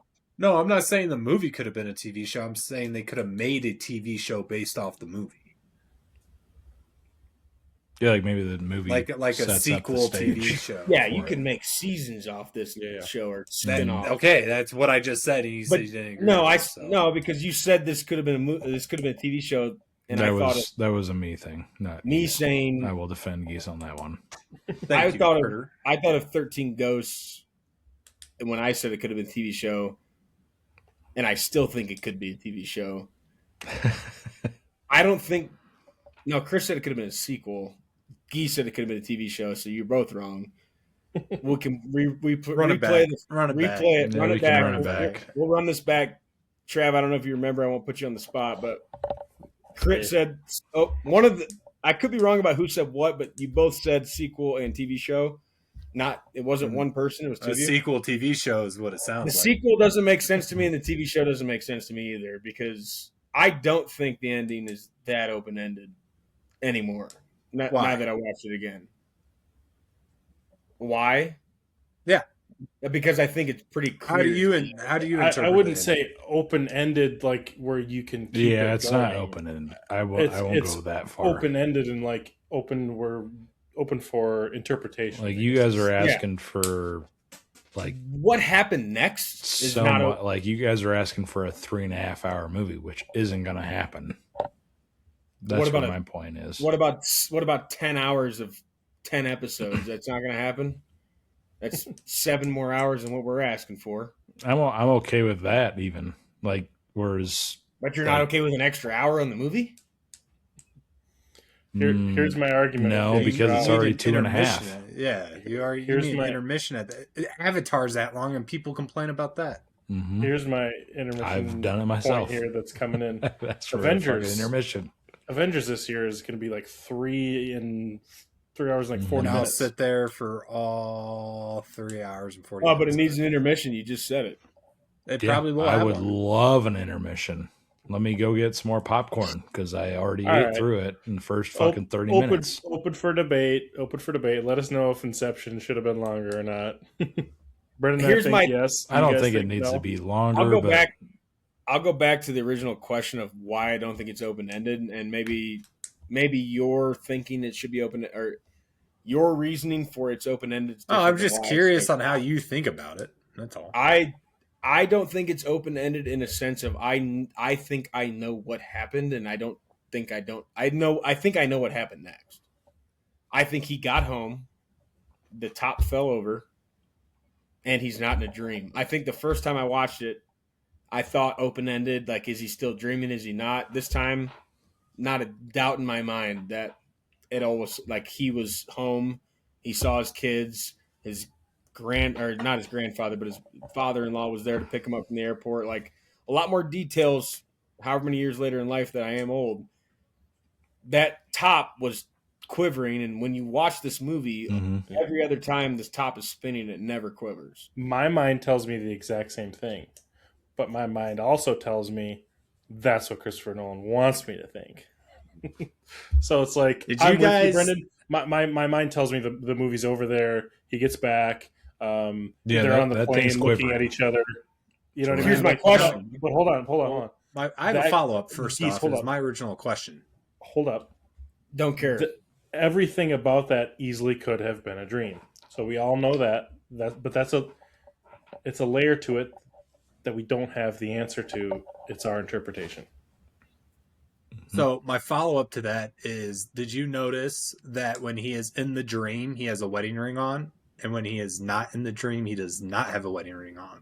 Wasn't My question, my follow-up question would be, did you know that when you watched the movie, or did you look it up and find it online and found that out? I looked it up and found it online. Okay, and saw all the scenes where they show it. I was with you, Geese. That was a bullshit. That was a bullshit phrase question. I'm just saying. Did you see a wedding ring at the end of the movie? I did not, but neither did you. Is my point. That's my point. right. That's my point. Yeah, And I was backing you up, Geese. I came with homework. Let me layer that another. Let me level that up. One, he just basically killed his wife in the scene before. So taking his wedding ring off, is that a big deal? No. You know what I mean? Like if he didn't have a wedding ring on in the end, he just went through that whole fiasco at the back end of basically killing off his wife, killing that memory, killing the dream. He would have had a wedding ring on if it was still a dream.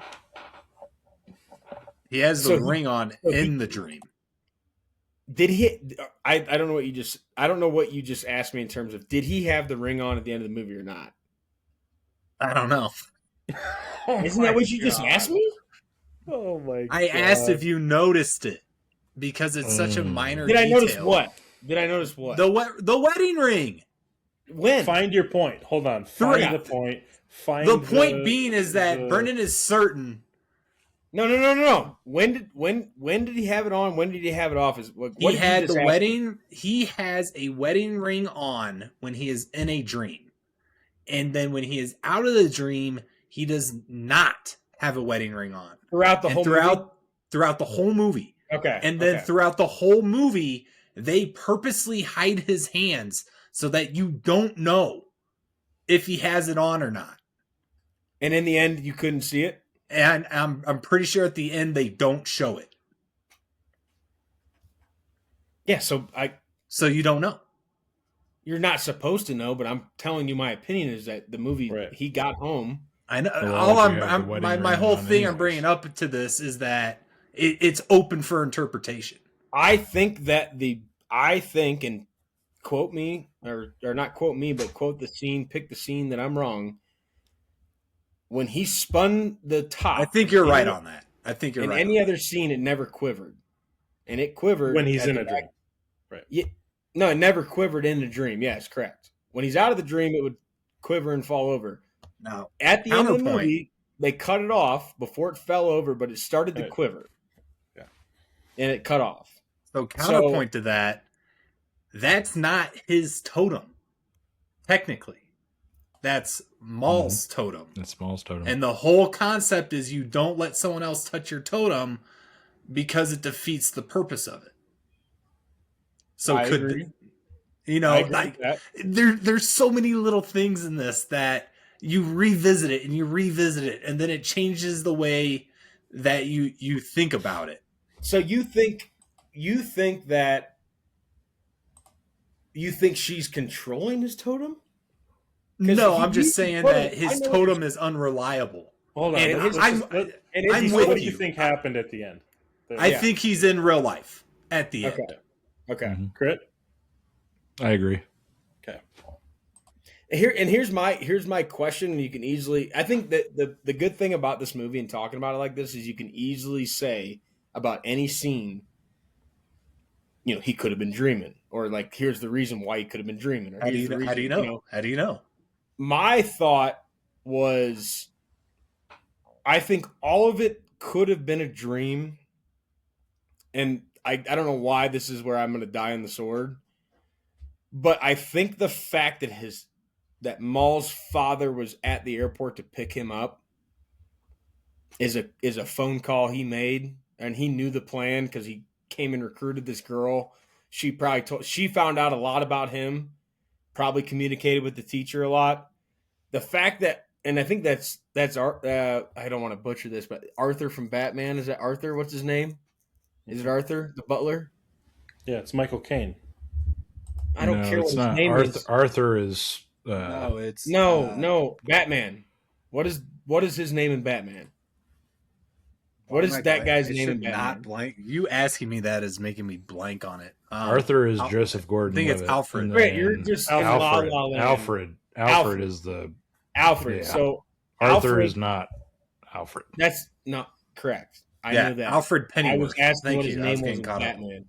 The fact that Alfred is there at the airport and knowing the relationship that Dom and Ariande had, and he was there to pick him up, and the communication that probably happened between all of them without her or him knowing they were both talking to the same guy, that is what led me to believe, like, why would he be there? And you could say, oh, he's dreaming about telling him and whatever, but I think the relationship that Ariande and Dom had, what she found out about him, like, I think that was the piece that led me to believe that he was grateful or thankful, like, you guys made it home. You're here. Yeah. Let's go see your kids. Well, it's also there's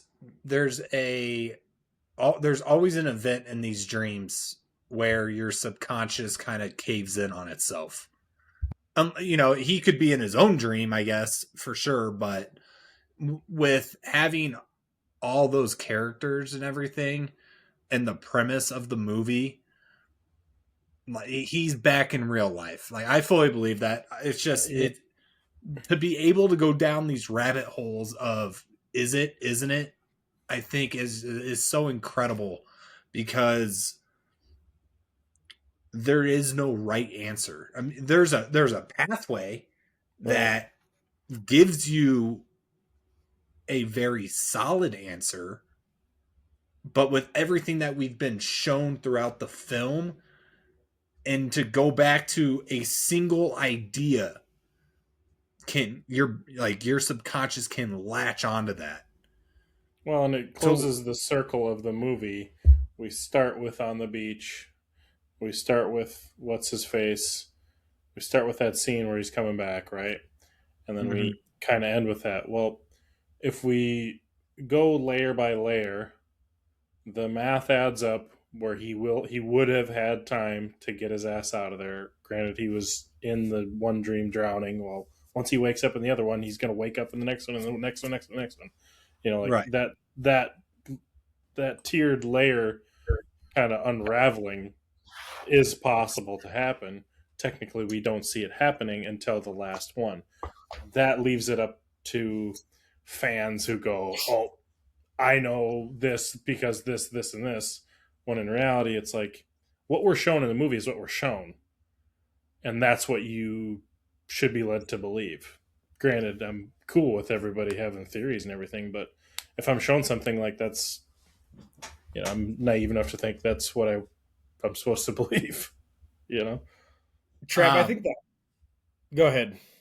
Well, immediately after I watched this, I looked up like the best explanation of Inception, and they have a portion in here where it explains where Nolan was basing it off of film, and the very ending of it is that top is spinning because the film he's in real life, but everyone watching that film is another layer of the dream.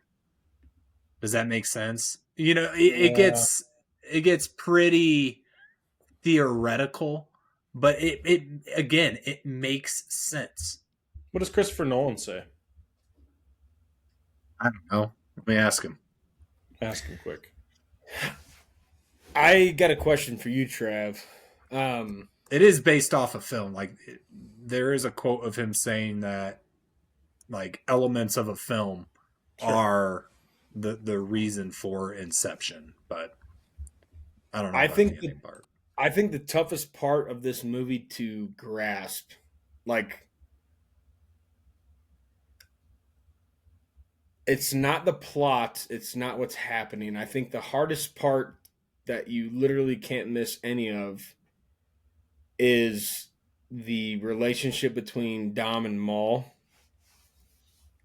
And you come to find out a lot about what actually happened. You know he's on the run. They think he killed her. She killed herself. All this stuff.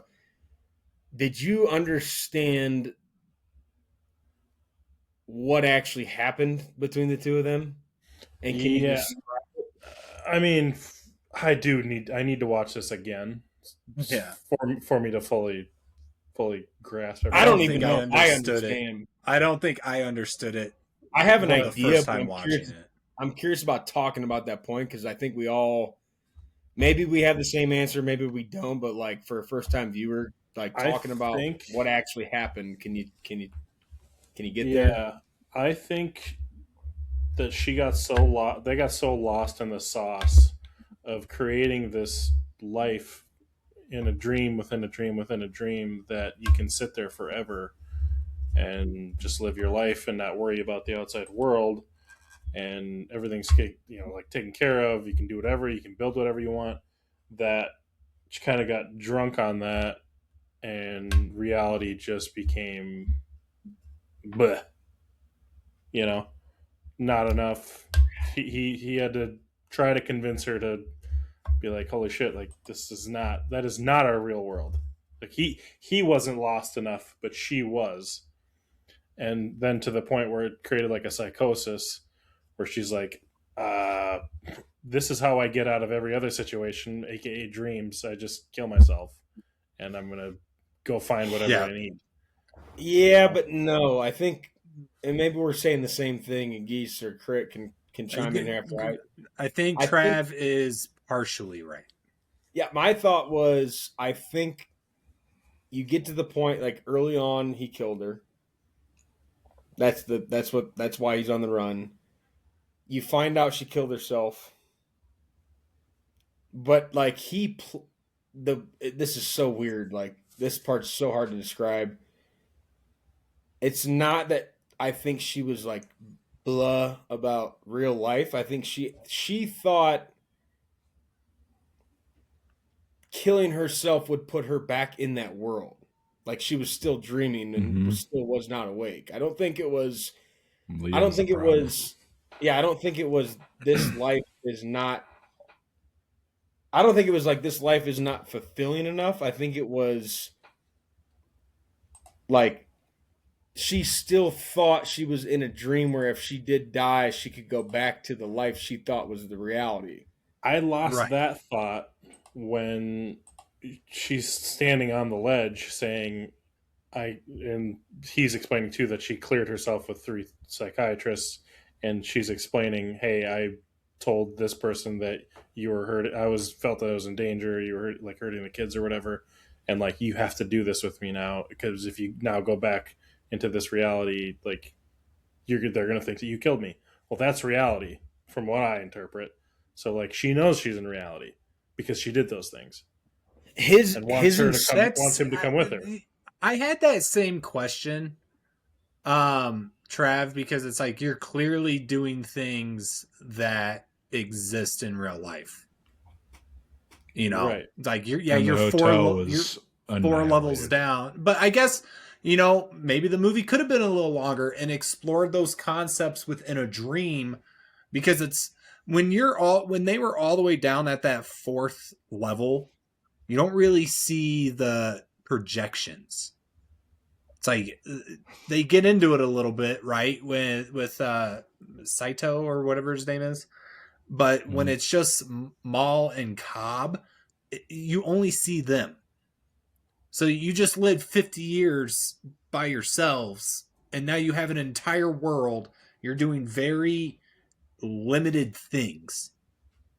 You're going to the office. So maybe they could have expanded on that now, to the whole issue here is that Cobb explains that he caused her to get latched onto the idea that you don't know that you're in a dream. So it's you're waiting for a train that will take you far away.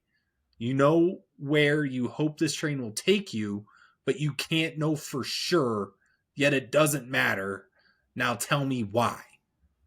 That latched on to her subconscious, and when she came back into the real world, there was nothing you can't confirm that you're actually awake. Blah. That's what I meant by blah. Like, yeah. It was. Didn't that quote get extended one line at the end? Like, when they were laying on the train tracks, he finally said the final sentence. I don't think. Yes. Yeah, and maybe you said it all right there, but I think they said that quote a lot. That's but I think AI overview. I don't know. When they were on the train tracks, he extended that one more time, and maybe you just said it. But I guess the idea of Inception that they were all saying wasn't possible, he said he already did it. That's the part that I think is the most confusing, is like, what did he do? Because do we ever learn what the secret is that she put away that he found? It's the token, the top. It's her grasp to reality. He spun it and locked it back in the safe. She locked it away. He locked it in the safe. Okay, that's what I thought, but it wasn't. Yeah, it wasn't like a verbal. It was like. Okay. Yeah, he's more or less, I guess, the bad guy, because he like just spun it in there, locked it in the safe, and called it a day. But he knew they were dreaming. Like, that's his way to know that we need to go back. And that's how he knows what Inception is. Yeah, and we need to go back to our kids and our lives. Which, when she thought it, that was their lives, and he planted the seed in her head. We need to die on this train, and then that's what made her kill herself. But it wasn't. Yeah, and I like what you said, Trav. Like, that wasn't your meme by blah, but like, it wasn't life was dull. It was like she just still could not conceive. That's what I meant by lost in the sauce too. Like, it was not their life. So many layers versus back end versus not. Yeah. Now, when you're in the 4th layer, you need a kick to get out of it regardless, correct? Or you'll wake up at some point? You need they were on a heavy sedative where the only thing that would work was a kick. It's not a kick, it's a... Because if you kill yourself... Right, but when it was Cobb and Maul, did they have a kick, or they just woke up naturally at one point? It's a good question. Because they weren't sedated. My question is that their train is that kick, or it's music or something else. The train that killed them. to get back originally? That wasn't a kick. That was like they weren't sedated on drugs like the chemist made. So like Killing the only yourself reason, is the easy, only like, reason that the only reason in the movie that they would have been stuck in limbo is Right, because okay. of the sedative. So like dying in that dream would have woken them up. Because that goes back to the timelines, and I'm going to try to find the note I have because, and I don't know the X on it, but I have a note somewhere in here in my billion pages of notes of okay, so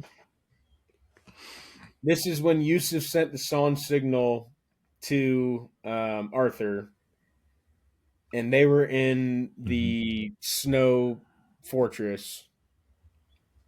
Yusuf had 10 seconds before the van hit the water. Ooh, yeah. Arthur had But they missed it before that. Arthur had 3 minutes until he had to wake up Eames, and they had 60 minutes to execute the plan. So, like, I don't know really where I'm going with that, but the fourth layer is, again, it's 10 seconds, 3 minutes, 60 minutes, longer time. It just amplifies every time you go down. So that 50 years or wherever they spent in the limbo is a couple hours they were sleeping on the mainland. I don't know. Right. You know? No, I think that's what it equates to, because the whole flight was 10 hours. like So okay. this The flight. flight was 10 hours, longest flight. Yeah. Now I read somewhere and I didn't verify it, but it was the moment they go into the snowy place, the third level. There's exactly 1 hour left in the movie. That scene, that entire period, and the movie all time up to 1 hour. That's what I just said. And I didn't know that, so you just made this make more sense. Yep. If there was an hour left, that's when they said there was 10 seconds, 3 minutes, and 60 minutes to complete it. I didn't realize that. That's incredible filming. Yeah. But that they It's did an say they've incredible got movie. 60 minutes to complete the mission. So I didn't realize that. That's a good anecdote, I think is the word I'm looking I think for. my- Shout out my ChatGPT for geese. Favorite scene of the movie. Right. Favorite scene of the movie is when he wakes up on the plane, and there's like a big realization. Say what the fuck? Big realization of like, holy shit. Well, I say that because of all of the things that led up to it. The best Yeah, scene that's of the right. movie is the spinning hallway when he's floating through it. Yeah, And I was- everything. so- that is next level. Best realization. I'll throw Hotel. that out there. Best realization scene of waking up, whatever. I that's what I enjoyed very much so, because it's like That's like your the opinion, climax. The climax of all You're of not the entitled layers to happening. it, man. Yeah. The climax of all of those layers happening, and then him waking up, and then you're superseding like all the other aspects of like, why is he awake? Is everything happening like all in real time? And granted, I just watched this for the first time. Like, that's one of the most recent scenes, obviously, but like that's what it made me think of. It's just the wrap up, Sato did the same thing. right? Yeah. And Sato had yeah. Like that, He like lived- that dude can just call a there's single person, and that dude's there's entire yeah. crimes and his wanted list is just Yeah, there's your Psycho- sequel Psycho- right there. yeah. Psycho basically- or whatever his name he is. basically lived the life that Mo and Dom did. Yeah. Mhm. in And that way. he was game for that immediately. Yeah. I'm coming in. You can Well, get stuck he down like there. woke up. He I'll woke see up in it. the I'll train. see you when I wake up. What was it? A train? He woke up and he goes, "The hell is this shit on my wrist?" And they had Next thing you the Asian know. kid sitting there. Yeah. Now- Here's my yeah. my follow up question. It's not really a follow up to that topic, but more of a question I wanted to ask, and that kind of got me here. Who is the MVP of this movie in terms of characters? Because I've got 3 in I mind. think it's Gordon Levitt, Arthur. I was For going to me. say Arthur as well. Say your three, Brennan. That's the first name that popped. Well, there's only three. There's only three in my brain that make sense. It's Yusuf, it's Arthur, and it's Eames. Eames is pretty Eames good is too. up there. That's what I'm saying. Like, it's between Arthur him and had- Arthur. It's a coin flip for me. Yep.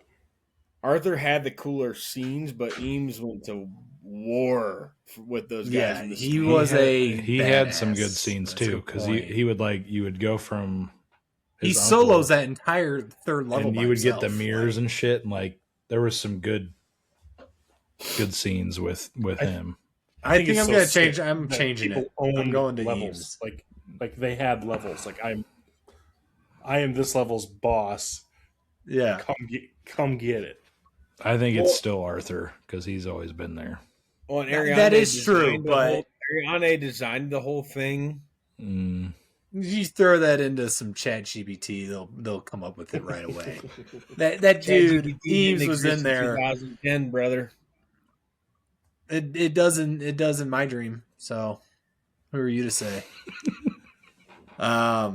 But Eames is going down the mountain. He hates women. He blows up an entire entire building by himself under fire. I mean, Arthur figures out a way to that is true. defy gravity. How do I create a To- drop Yeah. with no gravity? Defying gravity. Yeah, Yusuf was never. I'm gonna go 1A, Yeah, 1B. Yusuf is 1A, second 1B. But he also was in charge of keeping them alive. Like so, like I didn't have him in my top two. I but don't know if had he to can be throw- MVP though because he jumped the bridge early. He had no. Not choice. really. It's just No, he could have shot better. He didn't have a gun. I don't think. Yeah, he did. Yeah, he had a pistol. Just Driving a sucks. car, shooting a pistol. He was No, they're on the bridge. He was Yeah. parked. Getting into. He was parked. 10 to 50, however many cars are chasing. Like, he kept them up for a One, good amount of time.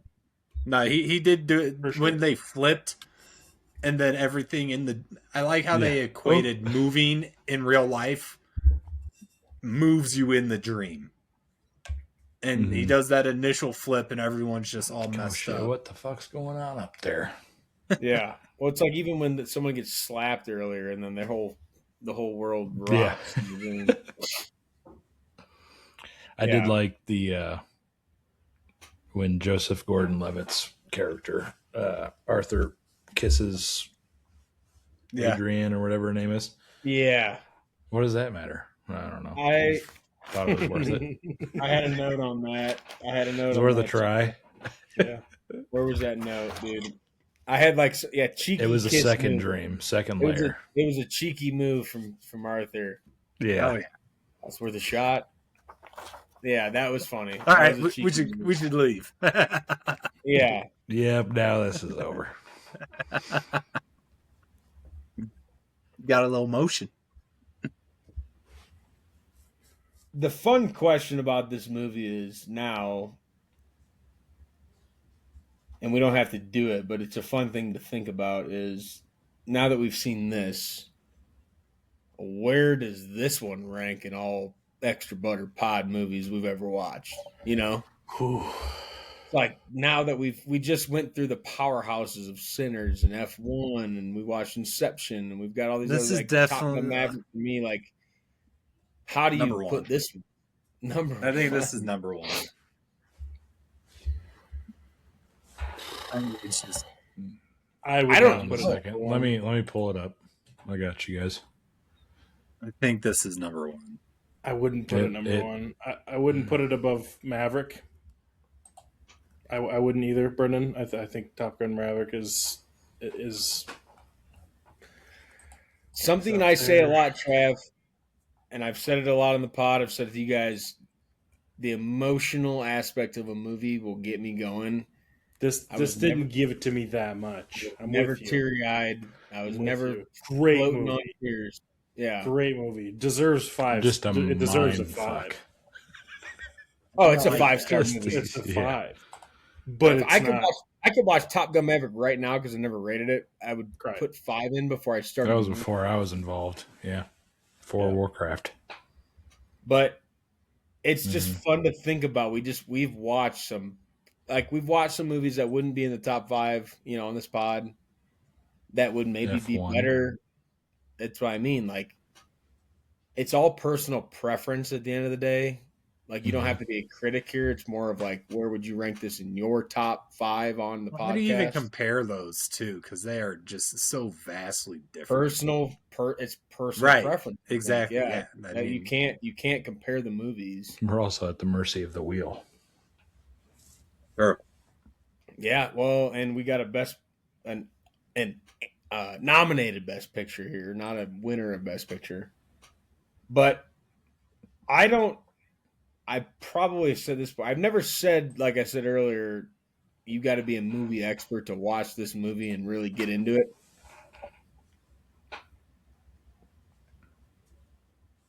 I don't think I've seen a movie that's even close to similar to this.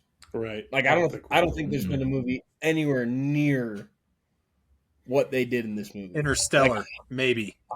And no, it's a completely different thing. I agree with the overall picture, but like, when you think of a heist movie, right. We're not going. Interstellar was not. That's a good point. I keep forgetting about the heist. It's technically a heist. Like, we have our topics of sci-fi, action, horror, all this bullshit. When you get into the actual plot, this is a heist movie. Is really what it is. Mm-hmm. Yeah. There's no movie that's even remotely relatable to this movie that I've seen. There could be one out there. Replicate too. Very much. Well, you really got to know what the hell you're talking about to make it work. I think that's a massive problem in like replicating this, because if you don't understand what story you're telling, like, you would just get lost in this. Like, if it wasn't Nolan, I don't think this does remotely as well. What notes do you have from that article that you haven't already talked about that would be fun that we just are oblivious to? You know what I mean? Yeah. A lot of it gets into like the deeper aspects of it. For example, it goes into Ariandre. How do you say her name? I don't know. I read it. Ariande. Ariande. Yeah. So that is a mythological person who told another Greek character how to navigate the labyrinth. Thank you. With the Minotaur. So it's like maze. That's a whole right. So that's the maze part, and then it talks about the paradoxical staircase, the one that Arthur mentions multiple times. It gets into like and it applies that to Cobb. What you just said reminds me. There's a lot of long You've words. Botched here, 3 words. Okay, all right. What you just said reminds me of the OG Yu-Gi-Oh! They had the Labyrinth Wall as a defensive card. Yep. And then they had the Wall Shadow was coming through, and you could only play the Wall Shadow card if the Labyrinth Wall was already activated on the playing field. Love that show. Shout out to my inner nerd, but the Labyrinth Wall and the Wall Shadow came to mind when you were talking there. So what you're saying, Geese, is what's being said online and in that article is like pieces that don't necessarily change our opinion, but there's layers that like will make you understand it more.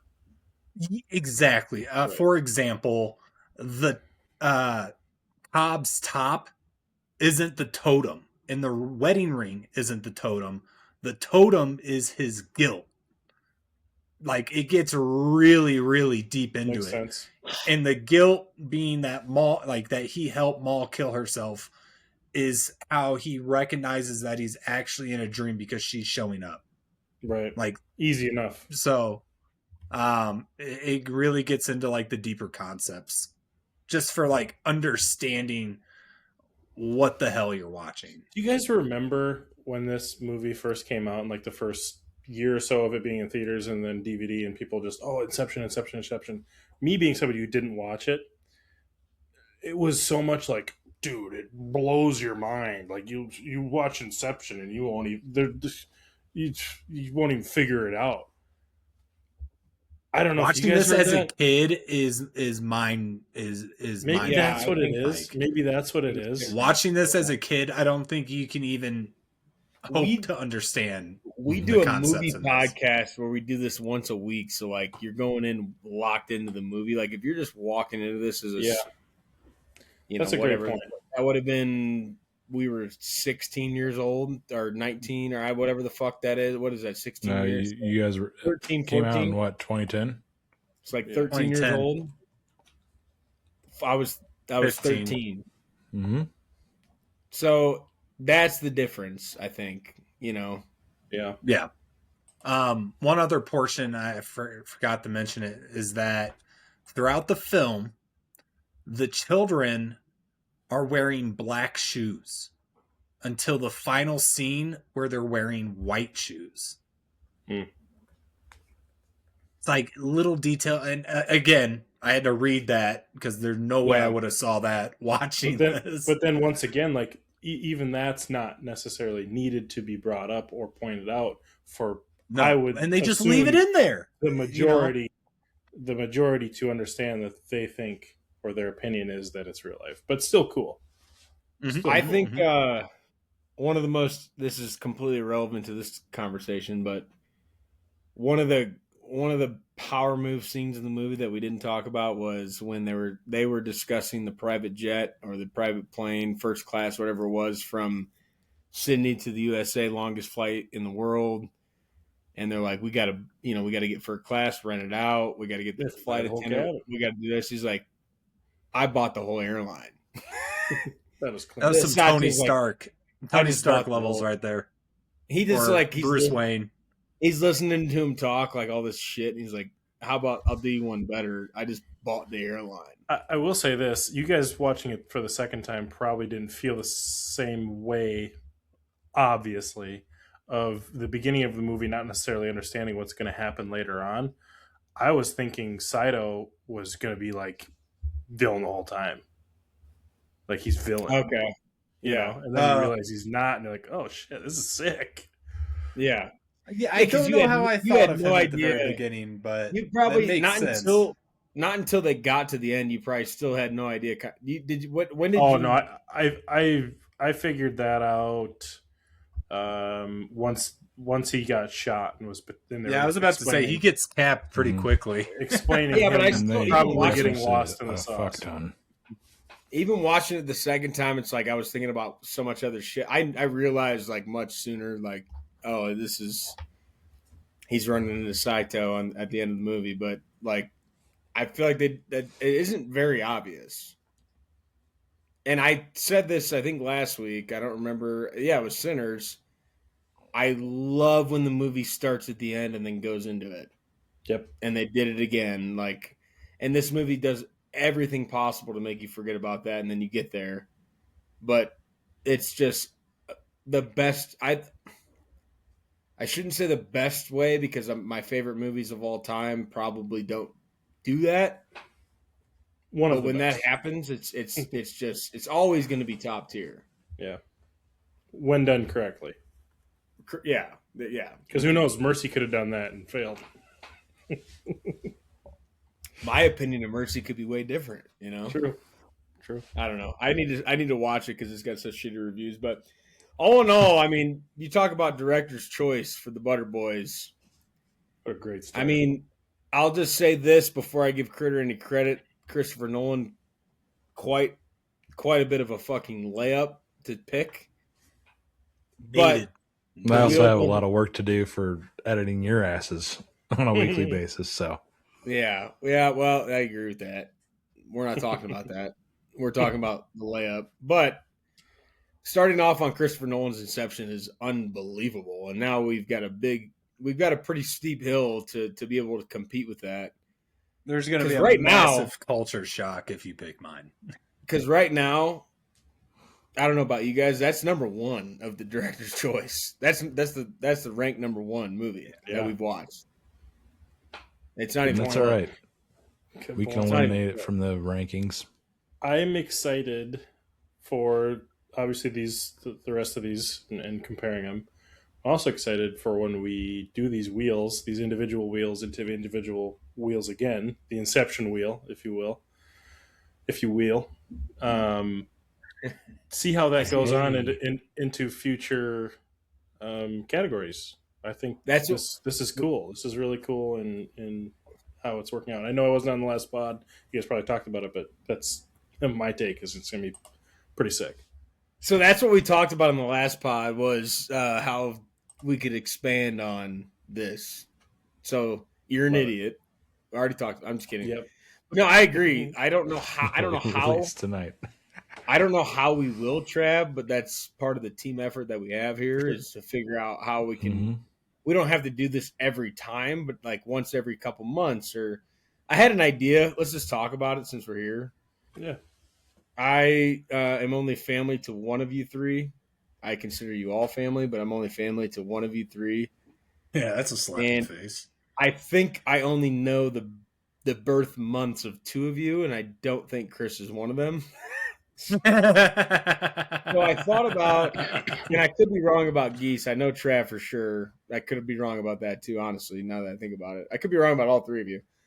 But I thought about, would this eliminate too much, like, the reason, and I'll tell you why I thought of it after. The thought was in your birth month, you pick the series, and you design the wheel, you design the theme, all that stuff. Because I know I think we're all 4 different months.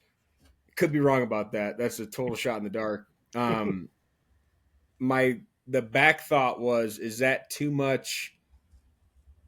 You're taking a third of the year out of all of us working together, but I also think at the same time getting individual creativity could be fun.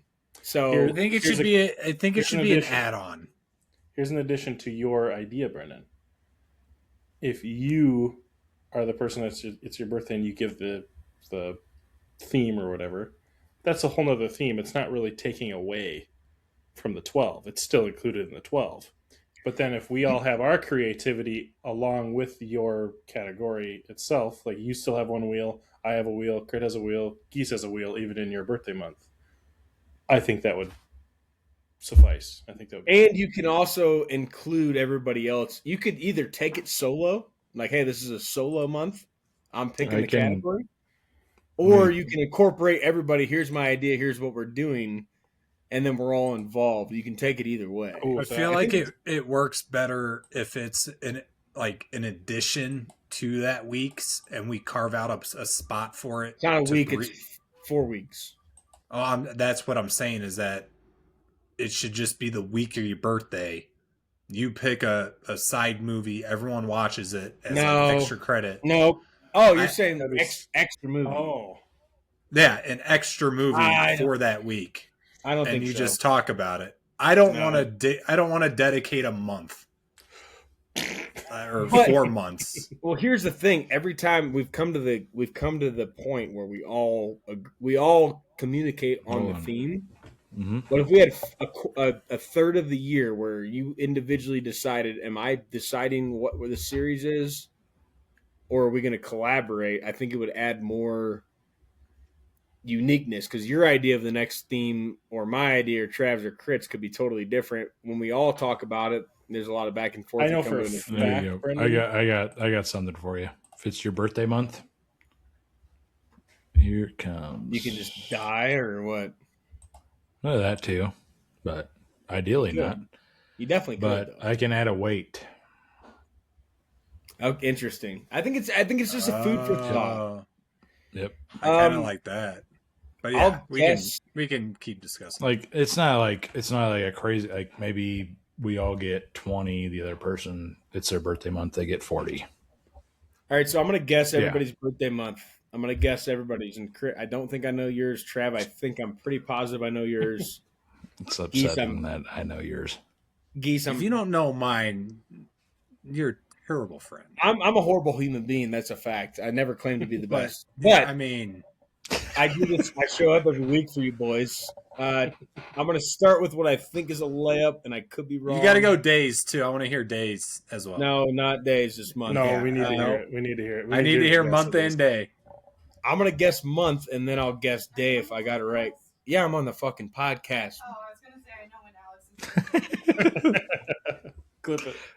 Okay, so I was right. Alex's is March. That's a fact. I already knew. Tell you that? What? I already knew. My guess. Did she say it? Regardless Chelsea of whether cheated. you knew or not, did Chelsea She say said it. She knew it. She knows the day. I didn't know. I would have been wrong on the day. I did know the month. Wow, So Chelsea knows my birthday. Thank you, 1 for Chelsea. 1. Trav is August.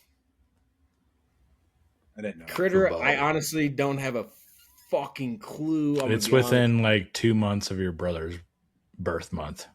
Let me say, like, Either way. is Crit in November?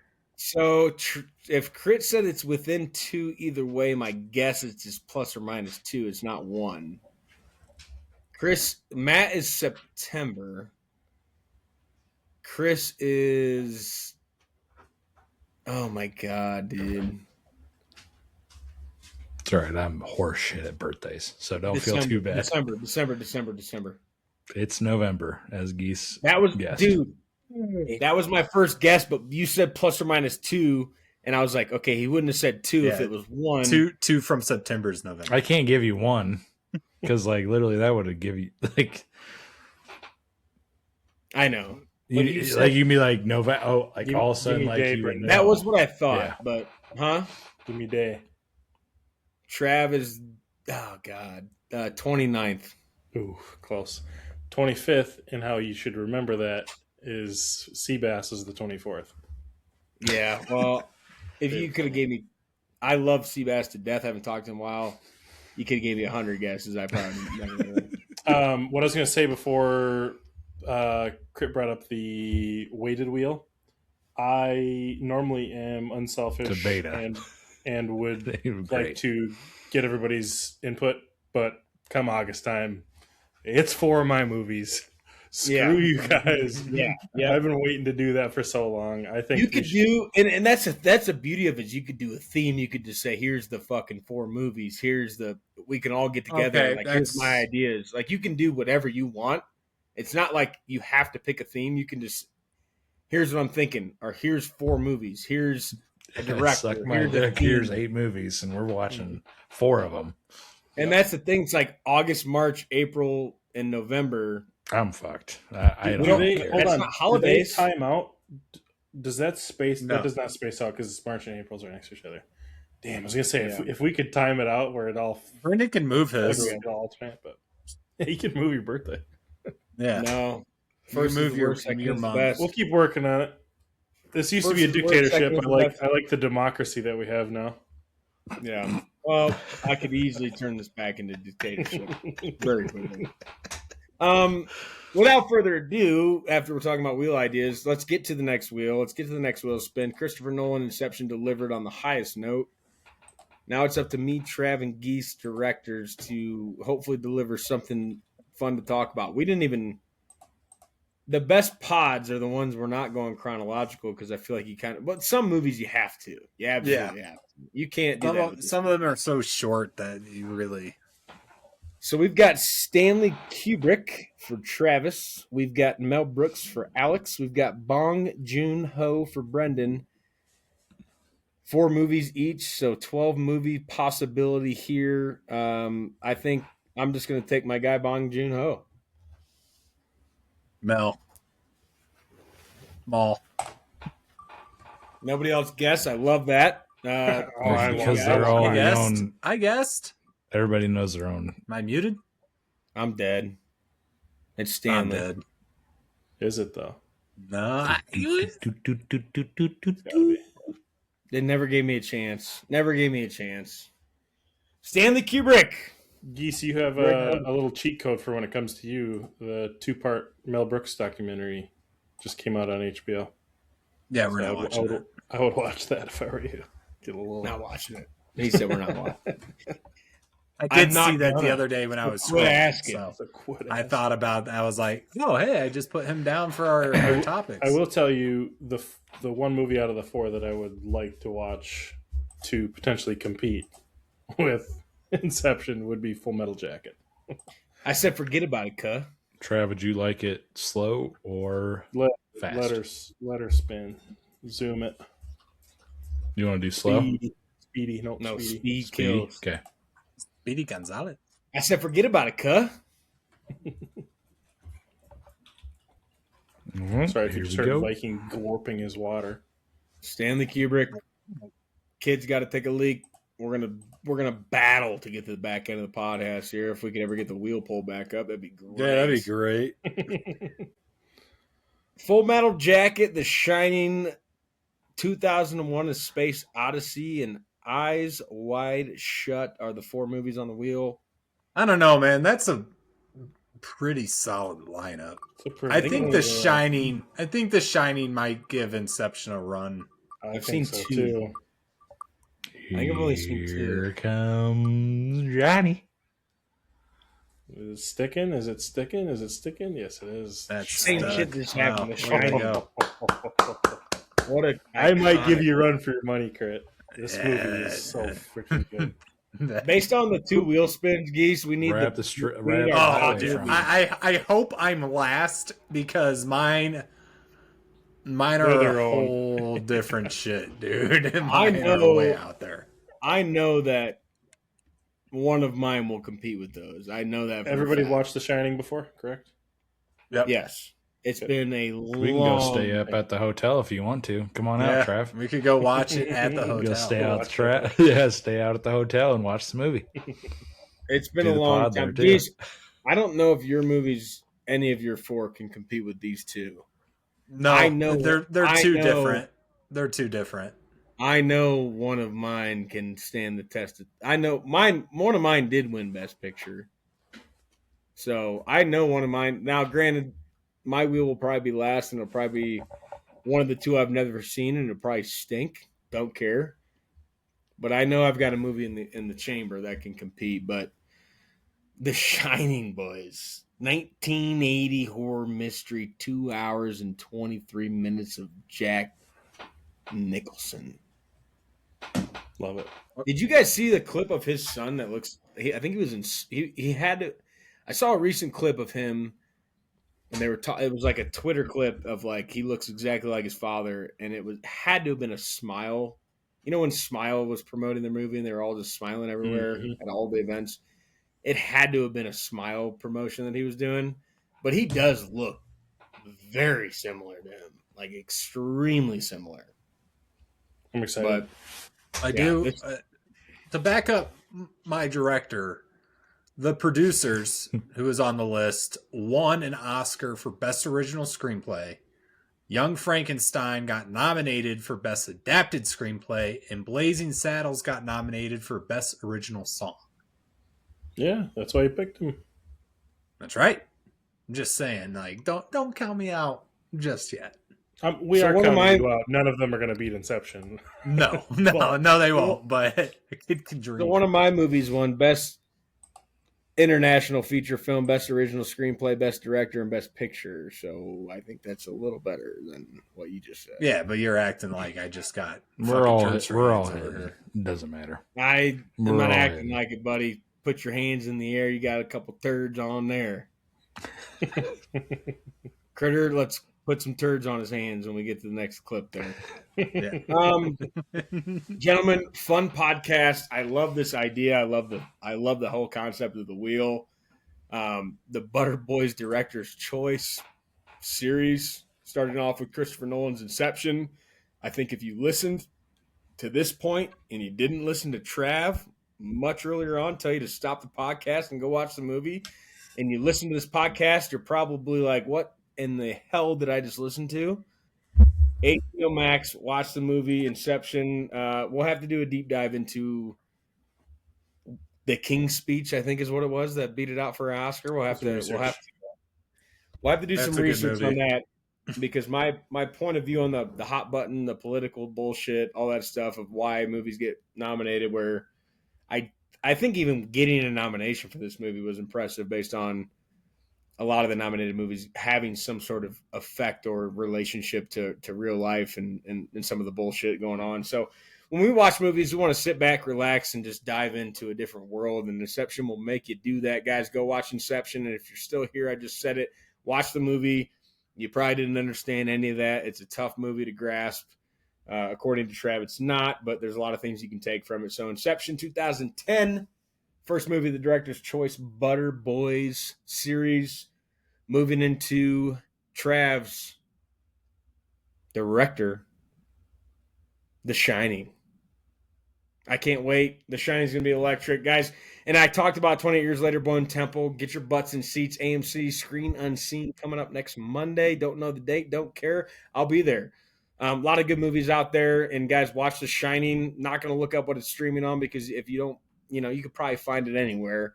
A lot of sites out there. You might own it on CVS, or it's not CVS. VHS. CVS. Long story, not going to get into it. VHS, might on the VHS tape, old school movie, Jack Nicholson. Three people live out and have maybe not been inside, but been towards the hotel where this movie is based out of. So The Shining, guys, get your asses in seats on your couch and watch The Shining before you listen to us next week, or get your ass in a seat to go watch a new movie in the theaters. And when you do, and you get your goddamn popcorn, don't forget your extra butter. We'll catch you on the next one. Extra, extra butter on the corn for me.